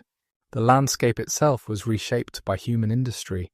The transformation began in the late 18th century. Wales had natural resources that made it ideal for industrial development. There was coal in abundance, particularly in the valleys of South Wales. There was iron ore. There were fast-flowing rivers that could power machinery. And there was limestone, essential for iron smelting. The iron industry developed first. Ironworks were established at Merthyr Tydfil, Dowlais, Cyfarthfa, and other locations in the heads of the valleys. These works used local coal and iron ore to produce iron on an unprecedented scale. By the early 19th century, Merthyr Tydfil was the largest town in Wales and one of the most important iron-producing centres in the world. The iron masters who built these works became fabulously wealthy. Families like the Guests, the Crawshays, and the Homfrays built grand houses and wielded enormous power. They employed thousands of workers and dominated the communities where their works were located. They were the new aristocracy of industrial Wales. The workers who laboured in the ironworks came from across Wales and beyond. Rural Welsh people, displaced by agricultural changes and drawn by the promise of wages, flooded into the industrial valleys. Irish immigrants, fleeing poverty and famine, also came in large numbers. English workers brought skills and experience from other industrial regions. The conditions in the early ironworks were harsh. The work was dangerous, with accidents common. The hours were long, often 12 hours a day or more. The pay was low, and workers were often paid in tokens that could only be spent at company stores, where prices were high. Housing was cramped and unsanitary. Disease was rampant. The coal industry grew alongside iron. Coal was needed to fuel the furnaces and power the steam engines.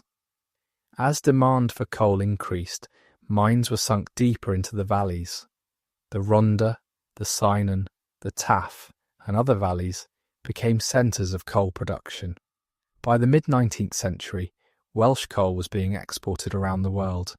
Cardiff, which had been a small town at the beginning of the 19th century, grew into a major city. The Marquess of Bute, who owned much of the land around Cardiff, developed the docks that would handle the export of Welsh coal. Cardiff became one of the busiest ports in the world, its docks crowded with ships loading coal for destinations across the globe. The coal industry employed tens of thousands of men. They descended into the darkness each day, working in cramped, dangerous conditions to extract the black gold that powered the industrial age. Mining was hard, physical labour. The miners used picks and shovels to cut the coal from the seam, then loaded it into trams that carried it to the surface. The dangers of mining were ever present. Explosions caused by gas or coal dust could kill dozens or hundreds of men in an instant. Roof collapses trapped miners underground. Flooding drowned those who could not escape. The list of mining disasters in Wales is long and tragic. One of the worst disasters occurred at the Universal Colliery in Senghenydd in 1913. An explosion killed 439 men and boys, the deadliest mining accident in British history. The disaster shocked the nation and led to calls for improved safety measures. But mining remained dangerous, and deaths continued. The mining communities developed a distinctive culture. The miners and their families lived in terraced houses that climbed the valley sides. They worshipped in chapels, often nonconformist, that served as centres of community life. They formed choirs that became famous for their powerful, harmonious singing.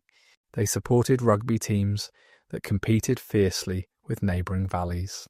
The Welsh language remained strong in many mining communities, particularly in the western valleys. Chapel services were conducted in Welsh. Eisteddfodau celebrated Welsh poetry and music. But English was also spreading, brought by immigrants and promoted by the education system. The industrial valleys became bilingual, with Welsh and English existing side by side. The miners also developed a strong tradition of trade unionism and political activism. They organised to demand better wages, shorter hours, and safer conditions. They went on strike when their demands were not met. They supported political movements that promised to improve their lives. The South Wales Miners' Federation, founded in 1898, became one of the most powerful trade unions in Britain. It represented the miners in negotiations with the coal owners and led strikes that shook the industry. The Federation was a force for solidarity, bringing together workers from across the coalfield in common cause. The political radicalism of the Welsh valleys found expression in support for the Labour Party. The valleys became strongholds of Labour, returning Labour members of Parliament election after election.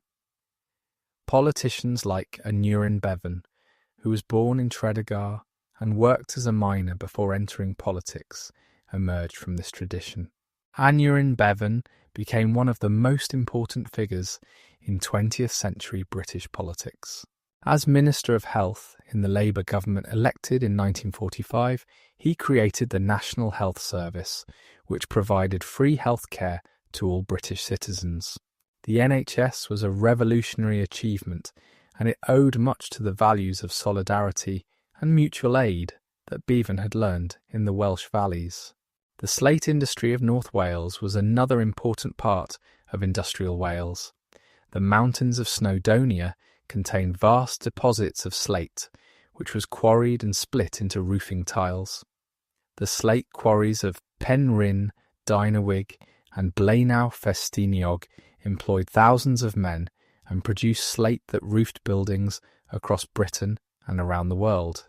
The slate quarries were dangerous places. Men worked on exposed cliff faces, cutting blocks of slate that were then split by skilled craftsmen. Falls, rock slides, and silicosis, a lung disease caused by inhaling slate dust, claimed many lives. The quarrymen, like the miners, organised to demand better conditions and fair treatment. The Penrhyn quarry strike of 1900 to 1903 was one of the longest industrial disputes in British history. The quarrymen struck against the autocratic rule of Lord Penrhyn, who refused to recognise their union or negotiate with their representatives. The strike lasted 3 years and caused great hardship, but the quarrymen held firm. Though they did not achieve all their demands, the strike became a symbol of working-class resistance. The Industrial Revolution brought prosperity to some and hardship to many. It created wealth on an enormous scale, but that wealth was unequally distributed. The ironmasters and coal owners lived in luxury while their workers struggled to survive. The contrast between the grand houses of the industrialists and the cramped terraces of the workers was stark and troubling. The Industrial Revolution also transformed the Welsh landscape. The green valleys were scarred by mines and slag heaps. Rivers ran black with coal dust. The air was thick with smoke from furnaces and chimneys. The natural beauty of Wales was sacrificed to industrial progress. Yet the industrial communities also created something valuable. They forged bonds of solidarity and mutual support that sustained people through hard times. They built institutions, chapels and unions and choirs that gave meaning and purpose to their lives. They developed a culture that was distinctively Welsh, rooted in the language and traditions of Wales, but shaped by the experience of industrial labour. The decline of Welsh industry in the 20th century brought new challenges. The coal mines closed one by one as demand for coal fell and cheaper sources were found elsewhere. The ironworks and steelworks that had made Wales an industrial powerhouse shut down or shrank. The communities that had been built around these industries faced unemployment, poverty and decline. The miners' strike of 1984 to 1985 was the last great struggle of the Welsh coal industry. The miners struck against pit closures, fighting to preserve their jobs and their communities. The strike lasted a year and was marked by bitter conflict between the miners and the government of Margaret Thatcher. In the end, the miners were defeated and the closures went ahead. The end of coal mining was a traumatic experience for the Welsh valleys. Communities that had been built around the mines lost their economic base. Young people left to find work elsewhere. The population declined, the chapels emptied, the choirs struggled to find members. But the valleys did not die. They adapted, as communities always do. New industries came, though they did not replace the jobs that had been lost. Tourism developed as visitors came to see the industrial heritage and the natural beauty of the region. The Welsh language, which had declined in the industrial period, began to revive. The legacy of industrial Wales is complex. It brought suffering and exploitation, but also solidarity and achievement. It transformed the landscape and the people. It created communities with distinctive identities and proud traditions. It made Wales a part of the modern industrial world, for better and for worse. Today, the industrial heritage of Wales is preserved in museums and heritage sites. The Big Pit National Coal Museum in Blaenau allows visitors to descend into a real coal mine and experience something of what the miners endured. The Rhondda Heritage Park tells the story of the coal industry and the communities it created. These sites preserve the memory of industrial Wales for future generations. Religion has played a central role in Welsh life for over 1,500 years. From the age of saints to the present day, faith has shaped Welsh culture, Welsh society, and Welsh identity. The story of religion in Wales is a story of continuity and change, of ancient traditions and new movements, of quiet devotion and passionate revival. The early Welsh church, as we have seen, was shaped by the saints of the 5th and 6th centuries. These holy men and women founded monasteries and churches across Wales, establishing a Christian culture that would endure for centuries. The Welsh church had its own distinctive character, with its own saints, its own traditions, and its own relationship to Rome. The medieval church in Wales was part of the wider Catholic Church of Western Europe. The Welsh dioceses were subject to the Archbishop of Canterbury, and the Pope in Rome was the supreme authority in matters of faith. The monasteries, particularly the Cistercian abbeys, were important centres of religious life, learning, and charity. The Reformation of the 16th century transformed the Welsh church as it transformed churches across Europe. Henry VIII's break with Rome made the monarch the head of the church in England and Wales. The monasteries were dissolved, their lands seized, their communities dispersed. The Catholic Mass was replaced by Protestant services in English and later in Welsh. The translation of the Bible into Welsh in 1588 was crucial for the survival of Welsh Christianity. William Morgan's translation allowed the Welsh people to hear and read the scriptures in their own language. It gave the Welsh Church a foundation in the vernacular that would sustain it through the centuries. The 17th century was a time of religious conflict in Britain. The civil war between king and parliament had religious dimensions, with Puritans supporting Parliament and many Anglicans supporting the king. Wales was largely royalist, but there were Puritan communities, particularly in the border regions. After the restoration of the monarchy in 1660, the Church of England was re-established as the official church. Those who refused to conform to the Church of England, the nonconformists or dissenters, faced legal penalties. They could not hold public office, attend university, or worship freely. Despite these restrictions, nonconformist communities survived and even grew. The 18th century brought a religious transformation to Wales. The Methodist revival, which began in the 1730s, swept through the country, changing the religious landscape forever. The revival was led by charismatic preachers who called the people to repentance and faith. They preached in fields and barns, in marketplaces and on hillsides, wherever people would gather to hear them. The leaders of the Welsh Methodist revival included Howell Harris, Daniel Rowland, and William Williams Pantyclin. These men were tireless evangelists who travelled across Wales, preaching to crowds that sometimes numbered in the thousands. They established societies of believers who met regularly for prayer, Bible study, and mutual encouragement.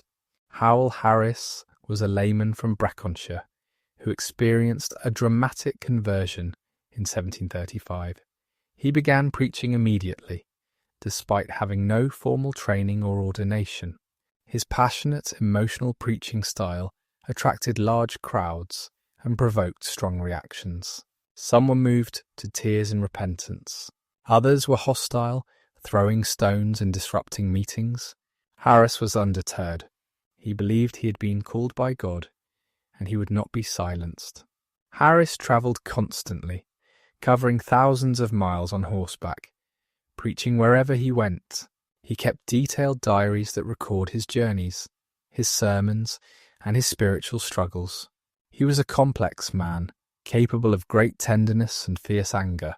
His relationships with other revival leaders were sometimes strained, but his contribution to Welsh Christianity was immense. Daniel Rowland was an ordained clergyman who served the parish of Llangitho in Ceredigion.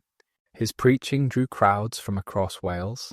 People walked for miles to hear him, and the communion services at Llangitho became legendary. Thousands would gather, camping in the fields around the church, waiting for the opportunity to receive the sacrament from Rowland's hands. The preaching of Rowland and the other revivalists was emotional and experiential. They spoke of sin and judgment, of grace and salvation. They called their hearers to a personal relationship with God, not just formal observance of religious duties. The revival meetings were marked by intense emotion. People wept, cried out, and sometimes fell to the ground, overcome by their sense of sin or their experience of divine love. William Williams. Pantyclyn was the poet of the revival. He wrote hymns that expressed the spiritual longings and experiences of the Methodist believers. His hymns were sung in the societies and at the great gatherings, giving voice to the faith of the common people. Williams was a master of Welsh poetry, and his hymns combined theological depth with lyrical beauty. One of Williams' most famous hymns begins with the words, "Guide me, O thou great Jehovah, pilgrim through this barren land." This hymn, known in Welsh as Arglwyd Arwain Twair Anialwch, has been translated into many languages and is sung by Christians around the world. It expresses the sense of life as a journey toward a heavenly home, sustained by divine grace. Williams wrote over 800 hymns, as well as longer poems and prose works. His writing explored the inner life of the believer, the struggles and joys of the spiritual journey. He was influenced by the mystical tradition in Christian literature, and his work has a depth and intensity that sets it apart. The Methodist revival remained within the Church of England for many decades. The early leaders did not intend to create a separate denomination. They saw themselves as reformers, working to renew the established church from within. But tensions between the Methodists and the church authorities grew over time. In 1811, the Welsh Methodists took the decisive step of ordaining their own ministers. This act of separation created a new denomination, the Calvinistic Methodist Church, later known as the Presbyterian Church of Wales. The break with the Church of England was complete. Welsh Methodism was now an independent movement. The growth of nonconformity transformed Welsh society. By the middle of the 19th century, the majority of Welsh people were nonconformists rather than members of the established Church of England. The chapels, built by the congregations themselves, became the centres of community life. They were places of worship, but also places of education, culture, and social activity. The chapels were democratic institutions. The congregations chose their own ministers and managed their own affairs. This experience of self-governance had broader implications. The chapel members learned to organise, to debate, to make collective decisions. These skills would later be applied in trade unions, political parties, and other organisations. The chapels also promoted literacy and education. Sunday schools taught children and adults to read, using the Welsh Bible as their textbook. The ability to read the scriptures was seen as essential for salvation. The Sunday schools produced a literate population, able to engage with the written word in ways that had not been possible before. The Welsh language was strengthened by the chapels. While the established church often used English, the nonconformist chapels conducted their services in Welsh. The sermons, the hymns, the prayers were all in the language of the people. The chapel was a space where Welsh was valued and used, a bulwark against the pressures of Anglicisation. The 19th century saw further religious revivals in Wales. The revival of 1859 brought a new wave of conversions and renewed fervour. Prayer meetings were held across the country. Churches reported large numbers of new members. The revival strengthened the position of the chapels and reinforced the connection between Welsh identity and nonconformist faith. The most famous Welsh revival occurred in 1904 and 1905. This revival began in Llywelyn, near Swansea, under the leadership of Evan Roberts, a young former miner who believed he had received a special calling from God. Roberts preached a simple message of repentance, faith, and obedience to the Holy Spirit.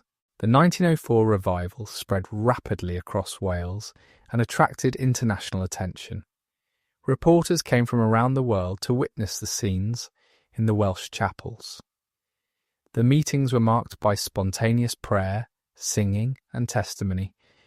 There was no set order of service. The Spirit, it was believed, was directing the meetings. The effects of the revival were dramatic. Pubs reported a decline in business as former drinkers converted. Magistrates found their courts empty as crime rates fell. Pit ponies, it was said, had to be retrained because the miners had stopped swearing at them. Whether all these stories were true or exaggerated, they captured the sense that something extraordinary was happening. Evan Roberts himself became a celebrity, sought after by journalists and curiosity seekers. The pressure took its toll. After little more than a year of intense activity, Roberts withdrew from public life, suffering from exhaustion. He spent the rest of his long life in relative obscurity, praying and waiting for another revival that never came. The 1904 revival was the last great religious awakening in Wales. The 20th century brought decline for the chapels. Attendance fell, particularly after the First World War. The young people who had once filled the pews found other interests and other beliefs. The chapels that had been built to hold hundreds now struggled to attract dozens. The reasons for this decline were complex. The trauma of the First World War shook many people's faith. The social changes of the 20th century, including urbanisation, secularisation, and the rise of new forms of entertainment, drew people away from religious observance. The Welsh language itself declined, and as it did, the Welsh language chapels lost their congregations. Yet religion did not disappear from Wales. The chapels continued to serve their communities, even as their numbers dwindled.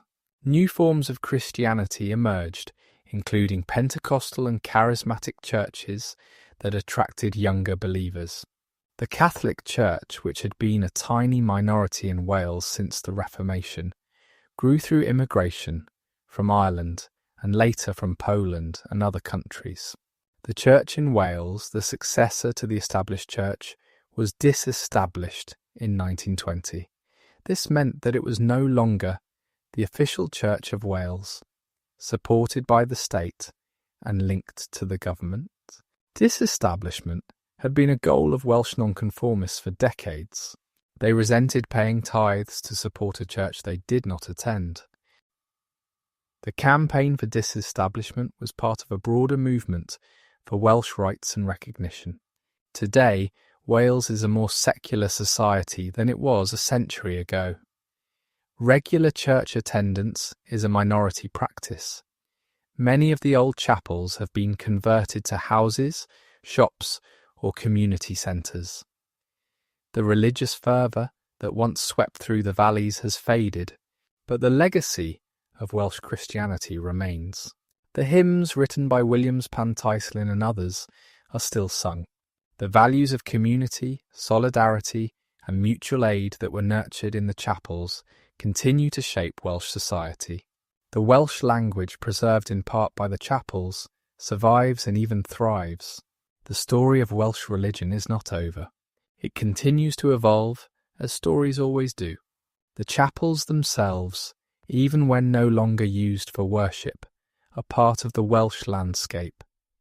Their distinctive architecture, with their plain facades and their names carved in stone, speaks of a time when faith was central to Welsh life. They are monuments to the generations who built them, who worshipped in them, who found meaning and community within their walls. Religion in Wales has always been more than a matter of private belief. It has been a public, communal experience, expressed in song and sermon, in chapel and Eisteddfod. It has shaped Welsh identity in ways that persist even among those who no longer believe. To understand Wales, one must understand the role that faith has played in making the Welsh who they are. The 20th century brought profound changes to Wales. 2 world wars, economic upheaval, social transformation, and political change reshaped Welsh society. Through it all, the Welsh people maintained their distinctive identity, adapting to new circumstances while holding on to the traditions and values that made them who they are. The First World War had a devastating impact on Wales. Thousands of young Welshmen enlisted in the armed forces, and many never returned. The war memorials that stand in towns and villages across Wales bear witness to the scale of the loss. Communities that had been close-knit and stable were torn apart by the deaths of their young men. The poet Head Wyn, whose bardic name means blessed peace, was one of those who died. He was killed at the Battle of Passchendaele in 1917, just weeks before the National Eisteddfod, where his poem had won the chair, the highest honour in Welsh poetry. When his name was called, and he did not answer, the chair was draped in black. The Black Chair of Birkenhead became a symbol of Welsh loss and sacrifice. The interwar years were difficult for Wales. The decline of the coal and steel industries brought mass unemployment to the industrial valleys. Whole communities were thrown out of work. Poverty and hardship were widespread. Many Welsh people emigrated, seeking opportunities in England, America, or the colonies. The depression of the 1930s hit Wales particularly hard. Unemployment in some valleys reached 70% or more. The hunger marches in which unemployed workers walked to London to demand help included contingents from Wales. The suffering of these years left deep scars on Welsh society and shaped the political consciousness of a generation. The Second World War brought different challenges. Wales was bombed by German aircraft, particularly the ports and industrial areas. Swansea suffered a devastating 3-night blitz in February 1941 that destroyed much of the city centre. Cardiff, Newport, and other towns were also attacked. But the war also brought employment. The demand for coal and steel revived the industries that had been depressed for so long. Women entered the workforce in large numbers, taking on jobs that had previously been reserved for men. The war effort required everyone's contribution. The post-war period saw significant changes. The Labour government, elected in 1945, implemented a programme of nationalisation and social reform. The coal mines were nationalised, bringing them under public ownership. The National Health Service was created, providing free healthcare for all. The welfare state, with its promise of security from cradle to grave, transformed British society. These reforms had particular significance for Wales. Aneurin Bevan, the architect of the NHS, was Welsh, born in Tredegar and shaped by the values of the Welsh valleys. The NHS embodied the principles of solidarity and mutual aid that had been nurtured in the mining communities and the chapels. It was, in a sense, a Welsh gift to Britain. The post-war decades also saw the beginning of a new Welsh political consciousness. The campaign for Welsh rights, which had roots in the 19th century, gained new momentum. Activists demanded recognition for the Welsh language, Welsh control over Welsh affairs and respect for Welsh identity.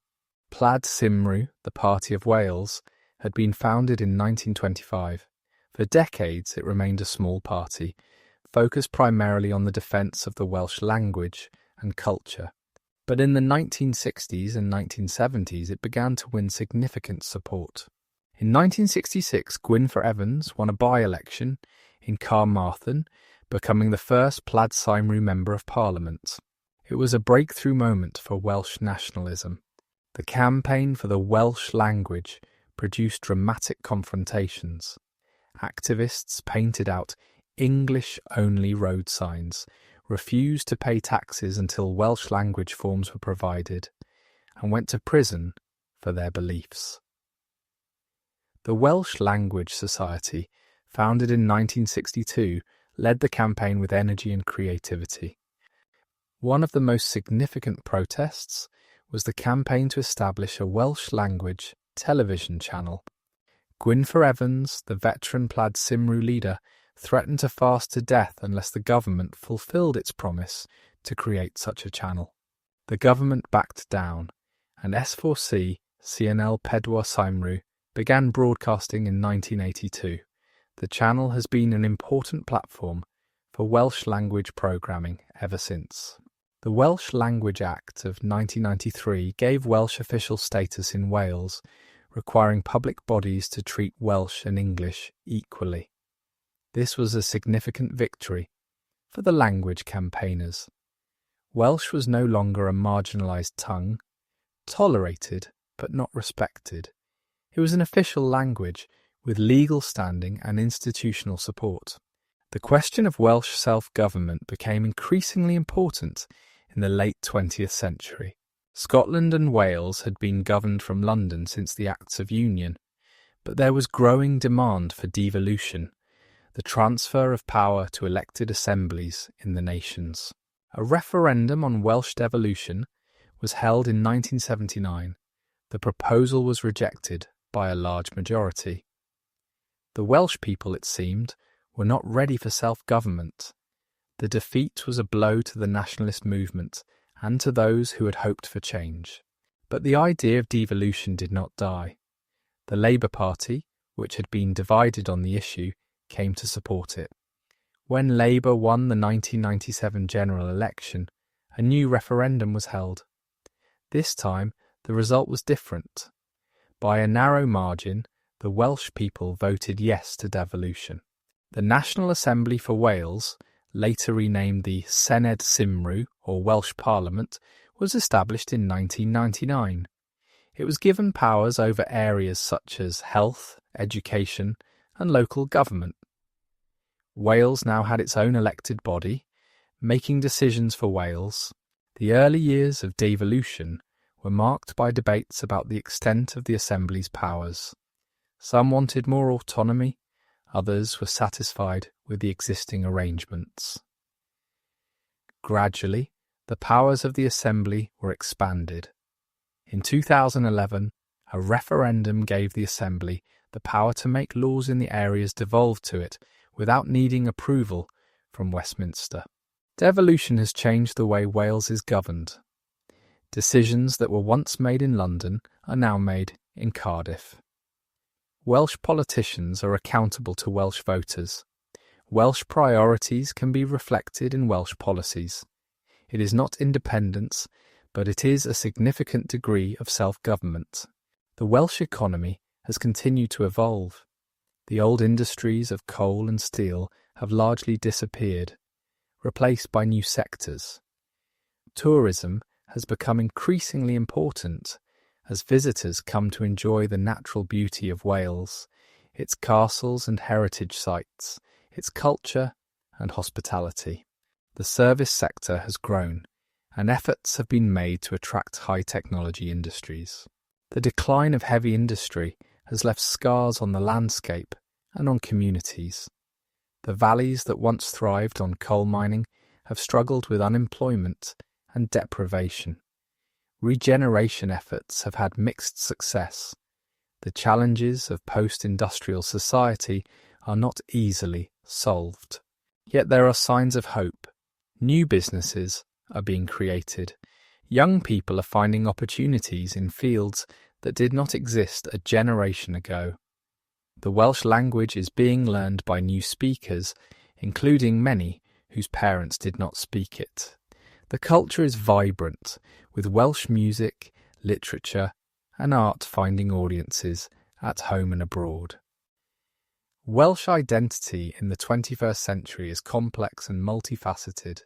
It includes those who speak Welsh and those who do not. It includes those whose families have lived in Wales for generations and those who have arrived more recently. It includes those who see themselves as primarily Welsh and those who hold multiple identities. Welsh and British, Welsh and European, Welsh and something else entirely. Sport plays an important role in Welsh identity. Rugby union is often called the national sport, and the Welsh rugby team inspires passionate support. The matches against England are particularly intense, carrying echoes of centuries of rivalry. When Wales wins, the nation celebrates. When Wales loses, the nation mourns. It is more than a game. It is an expression of national pride. Football has also grown in importance. The Welsh football team's success in reaching the semi-finals of the European Championship in 2016 was a moment of national joy. The team, led by stars like Gareth Bale, captured the imagination of the country. The red shirts filled stadiums and pubs, and the songs of Welsh fans echoed across France. Music continues to be central to Welsh culture. The male voice choirs, which emerged from the industrial communities of the 19th century, still perform, though their numbers have declined. New forms of Welsh music have emerged, from rock and pop to hip-hop and electronic. Welsh language bands have found success, proving that the language can be a medium for contemporary expression. The Eisteddfod remains an important institution. The National Eisteddfod, held each August, brings together tens of thousands of people to celebrate Welsh language and culture. The competitions for poetry, music and other arts continue traditions that stretch back centuries. The Eisteddfod is a gathering of the Welsh-speaking community, an affirmation of identity and a showcase for talent. The arts in Wales are flourishing. Welsh writers, working in both Welsh and English, have achieved international recognition. Poets like R.S. Thomas and Gillian Clarke have explored Welsh themes with power and beauty. Novelists and playwrights have told Welsh stories to Welsh and global audiences. The National Theatre Wales and other companies have brought Welsh drama to new heights. The visual arts have also thrived. Welsh artists have drawn inspiration from the Welsh landscape, from Welsh history, and from the experience of living in Wales. Galleries and museums across the country display their work, and Welsh art is collected and exhibited internationally. Education in Wales has developed its own character under devolution. Welsh medium education has expanded, with more children than ever attending schools where Welsh is the language of instruction. The Welsh Baccalaureate offers a distinctive qualification that emphasises skills and community involvement. Welsh universities attract students from across the world. The relationship between Wales and the rest of the United Kingdom continues to evolve. Brexit, the United Kingdom's departure from the European Union, has raised new questions about Wales's place in the world. Wales voted to leave the European Union, though the result was closer than in England. The implications of Brexit for Wales, particularly for agriculture, and the regions that received European funding, are still being worked out. The question of Welsh independence, once a fringe concern, has entered mainstream debate. Support for independence has grown, though it remains a minority position. The example of Scotland, where support for independence is higher, has influenced the Welsh debate. Whether Wales will one day become an independent nation, or whether it will remain part of the United Kingdom, with greater or lesser autonomy is a question for the future. What is clear is that Wales is a nation with a strong sense of its own identity. The Welsh people have maintained their distinctiveness through centuries of pressure and change. They have adapted to new circumstances while holding on to the traditions and values that make them who they are. They have faced challenges with resilience and creativity. The story of the Welsh is a story of survival against the odds. It is a story of a language that refused to die, a culture that refused to be absorbed, a people who refuse to forget who they are. It is a story that began in the mists of prehistory and continues today, in the streets of Cardiff and the valleys of the south, in the mountains of Snowdonia and the farms of the west. Wales today is a small nation with a big heart. It is a place of beauty and history, of song and story, of passion and pride. It is home to people who love their land and their language, who honour their past and look forward to their future. It is a nation that has something to teach the world about the importance of identity, the value of community, and the power of culture to sustain a people through good times and bad. And so we come to the end of our journey through the entire story of the Welsh. We have travelled together through thousands of years, from the first humans who walked this land to the people who call it home today. We have witnessed the rise and fall of kingdoms, the building of castles and the burning of villages, the singing of hymns and the striking of picks against coal seams. The story of the Welsh is a story of endurance. It is a story of a people who have been pushed to the margins of their own island, but have never lost their sense of who they are. The Welsh have faced conquest and colonisation, discrimination and dismissal. They have seen their language threatened and their culture disparaged. Yet they have persevered.